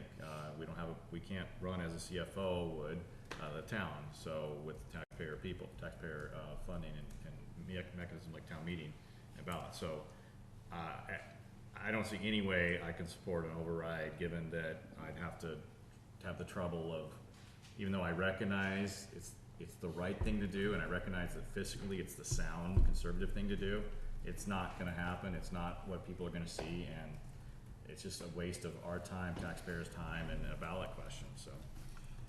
Does the board, I'm sensing the board does not have an appetite for voting an override, which is good. You want us to take an official position on that? Well, the question is, does the board, because the finance committee is gonna be meeting April 2nd to finalize the budget.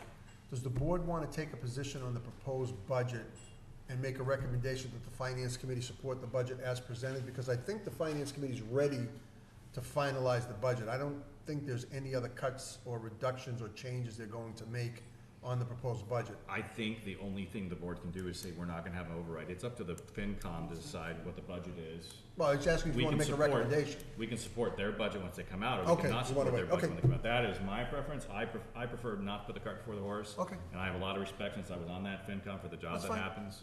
Oh, I didn't know if you wanted to make a recommendation to them. That was my question. No, we've already made the recommendation, which is put the fire pin, we've Yep. made recommendations like keep the growth at 111 or whatever we Yep, did. Yep. I think we've done all the recommending. Now it's up to FinCom to say, here's the budget we like and we think's best for the town, and us to say, yeah, we agree or don't agree. Then I would ask you to take a vote, you're not going Yeah. to seek an I override, so think that we the should FinCom officially knows. cement that. Yeah. I agree. Can I have You a agree with that? motion on, a position on an override, please? I make a motion that we do not ask for an override. Second. It's moved and seconded. Is there any further discussion? Yes. Yes, Josh Deegan. I respect the consensus of the straw poll that I'm hearing, so to speak, of this board, which is about to be codified. But all I can say is, next year, when this comes up to town meeting, and Barry's sitting in Austin, and Laughing. if I'm still on this board, that one of the rest of you can explain to the public why it's gonna cost them $750,000. And I'd like you to please note that in the minutes, Don, and, thank you. That Josh Deegan will not be doing the explaining next year. No. But also, can I make a comment there? Yeah, absolutely. I mean, I think one of the reasons to vote in favor of this particular article is that we do need more lead time, and I assume that the finance committee and we will be presenting those budget projections that have happened in other years, showing that at this point it looks like it's gonna be $750,000 override, or some. Say that again? Yeah. No, it wouldn't. Well, whatever. It would still be 700,000. So we need to, Oh, it would come down a little bit because of the 26,000, yeah. I mean, I think it's important that we make this very clear to the voters at this town meeting, that we looking ahead, that's what it looks like. FinCom does a great budget presentation, and they do address the 5-year projection. I also think people tend to forget what happened last year at last time meeting, what the projections were, and they kind of have a vague idea that, hey, they said there was gonna be some lots of negatives, but look, it's 200 positives, so, those projections, yeah, I mean, it's just the reality of people, and they're not paying attention to, they're not But in it still, like we we are. can do our job. We do our job all the time, and just, don't be surprised if people say, what, 750? Just don't be surprised. All right, there's a motion on the floor, moved and seconded, no further discussion, all those in favor? Aye. Any opposition? Any Aye. abstentions? So there was are you an aye or a nay? I'm a nay. You're in opposition I'm in opposition to not having override, thank you. No, yes. To not Yes, seeking. yes. You would prefer an override? That's the first time I've ever said that. Okay. I didn't put that on record. No, not the first time I've ever said that, Connie, don't give me that. It's the first time I've ever advocated for an override, okay? All right. It's been, wow, exactly. All right, that went as 4-1. Mr. Chairman, No override. Mr. Chairman, Mr. Geiger has an update on the reusable bags. No, not yet. Oh. Go ahead, Mr. Geiger. I wanna go back to the warrant Yes. for the next meeting. Yep. I'd like to see it made number 2 on this agenda. Instead of number 9. I think that's the only thing you have on the agenda, because we'll be dealing with Right CPC now. next week. Now, that's Yep. number 1. Number 2, if I understand this right, we're gonna go through each one, and each one of us is gonna say one of those Yes. 3 choices, Yes. okay? Yes. So, I'd like all the members of the board to get really excited and mark up your stuff before you get here. I was ready today. Well, I am too, but if you're not, Get ready. get ready so we can go through this in a quick manner and Yes. everybody's. Believe me, I'd love that too. I'll enjoy Thank you. Here, here, John. my drinks on my way to San Francisco while you guys Nice. Now, the bags. have this meeting. Bag us, John. Okay, let's do a bag I'll keep update. this really brief, okay? I took a package that was 59 pages long and went off and saw the recycle committee. And the recycle committee voted to support the initiative. They gave me some feedback, which I will incorporate into the I next thought it was in version there. You of the put it back in draft. the packet. I'll get it up. They didn't express any interest in sort of taking it over and running with it. They thought that maybe if the Board of Health took it over, they could just create a regulation and it wouldn't have to go to town meeting. I'm not sure that's a good idea. I think people ought to have a chance to say whether they want to support it or not. But to move forward, it's gonna be driven by the board, as near as I can figure out. And so we need to decide if we wanna make, the investment of that time. So your plan is to bring this back for the fall town meeting, and you're working with the recycling committee now? Yes, I told you. Yep. Well, they'll support it, but that's where they John want their has vote to be. reached out to our partners in the committees and asked for anybody else who wants to run this, and everybody else has said no. And so it's up to the board to run with this, so. And all the towns that I've used as samples that have the Board of Health being the enforcement officers have it in bylaws. So not in regulations. Right. Okay. Have Let's we- have a chat on it. Did you talk with the Board of Health at all about their, I haven't. I wouldn't necessarily be asking them to pass a regulation, but obviously we need to involve them in, Well, there's a whole lot of people that have Right. to be involved as we unfold this. So the target now is the fall meeting. could you send us, you said they gave you some feedback and you were gonna incorporate that into your proposal? No, I'm gonna incorporate it into the draft. Into the draft, right. Right. Could you then send that to us? Of Tom, course. Tom. I don't need him. So, Jeez, I thought he'd give you a hammer.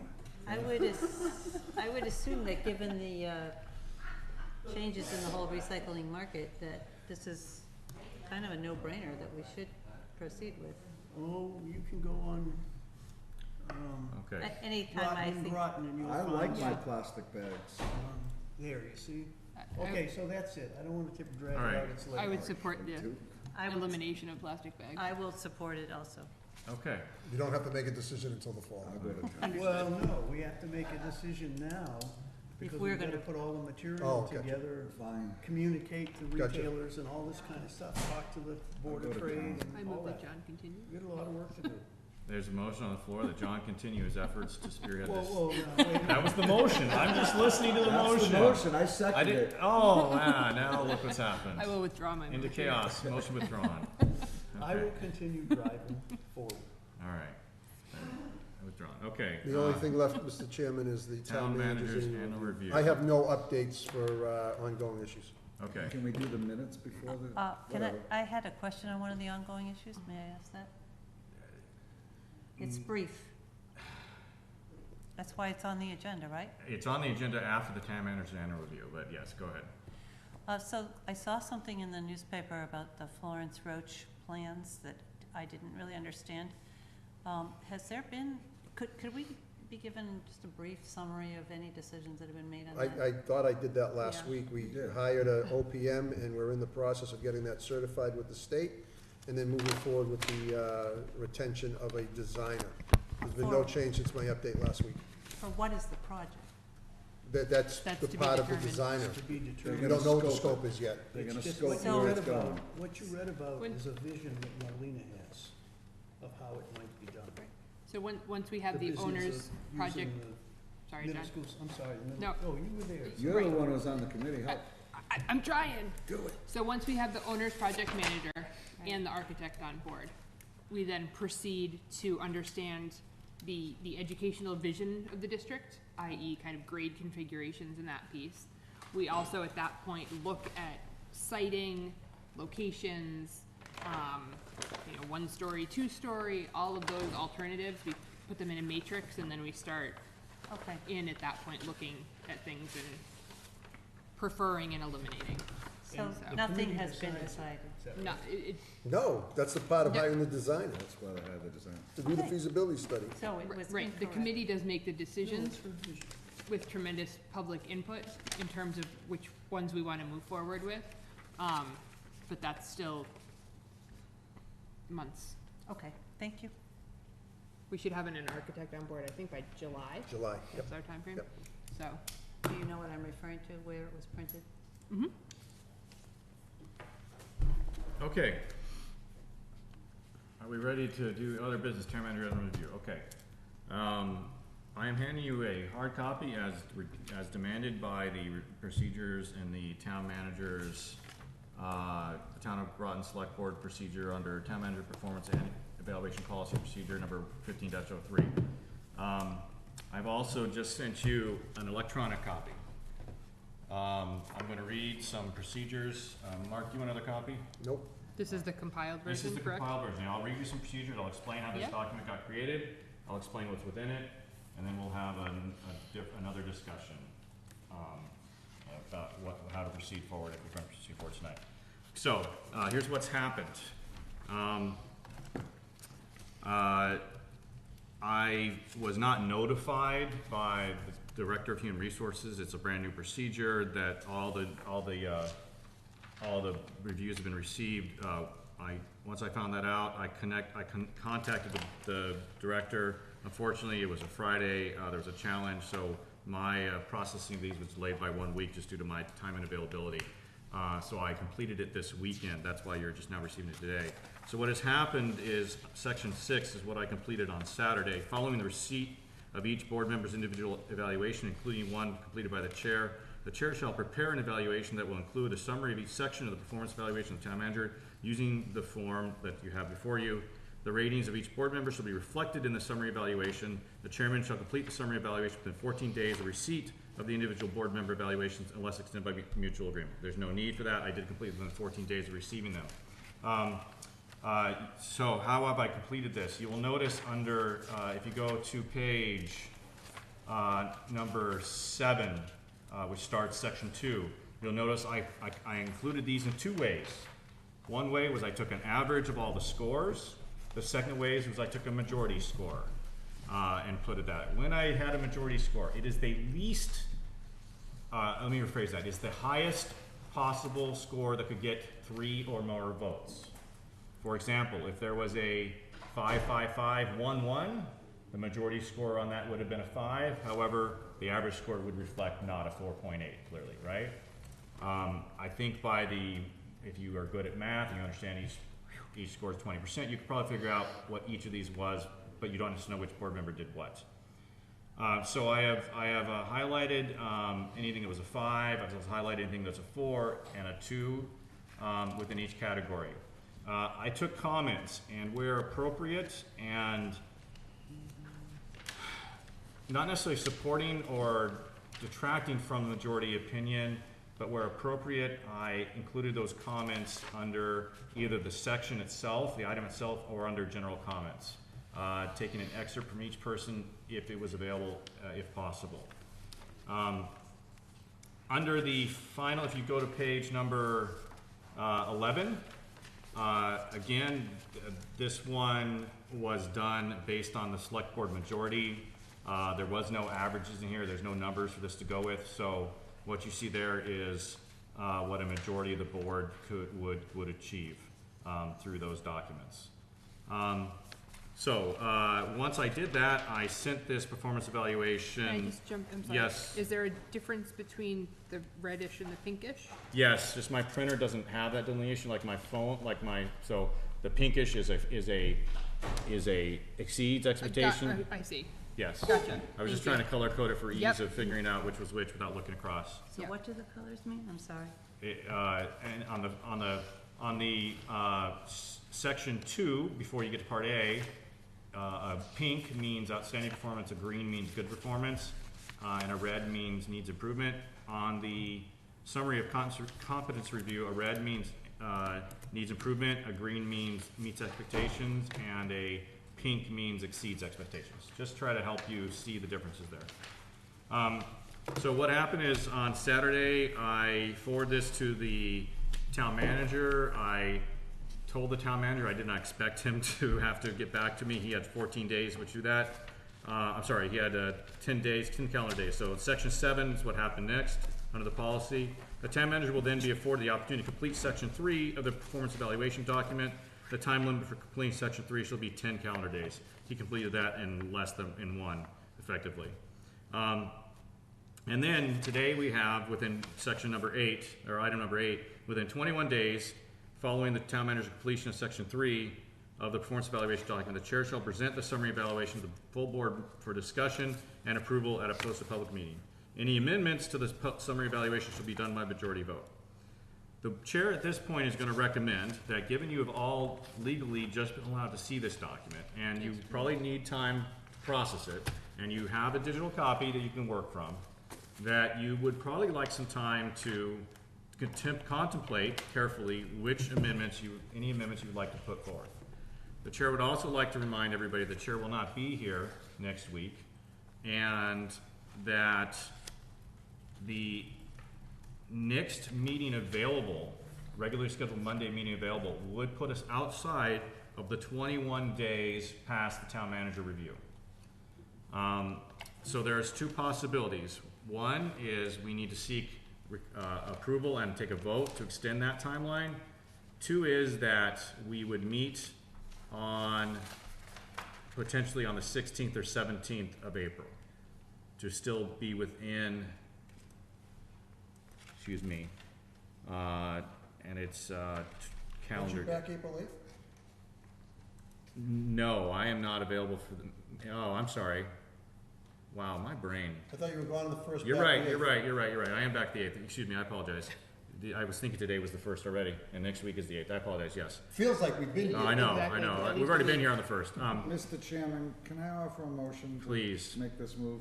I move that this board request of the town manager an extension to the review process through April 8th, 2019. It's within the 21 days, so it's appropriate, but it's good to always confirm. Second. Been moved and seconded. Any further discussion? Anybody, all those in favor of asking the town manager to extend till April 8th? Aye. Aye. Aye. Town manager grants it. Okay, so we are now tabled on this item until April 8th, There you go. Do you want, At which point we will. at which point there will be an item on the agenda, exact same item on the agenda to do as it Final says, analysis. which says, at the April 8th meeting, there will be discussion and approval at a posted public meeting. Any amendments to this, to the summary evaluation shall be done by a majority vote on April 8th. This is the summary of that. This is a summary evaluation, and you have a PDF in your emails. Okay, good. And Minutes, Mr. Chairman, of November 18th. Yes, I move that we approve the minutes of, Second. March 18th. March 18th, what did I say? You said November, wow. 18th, We've been here a long time. March 18th, 2019. second? Been moved and seconded. Is there any further discussion on the meeting minutes? Dawn, did you get those additions that I asked for? Yep, they're there in red. They're read in the packet, okay. right? Yeah, Yes. Thank you. Yeah, thank you.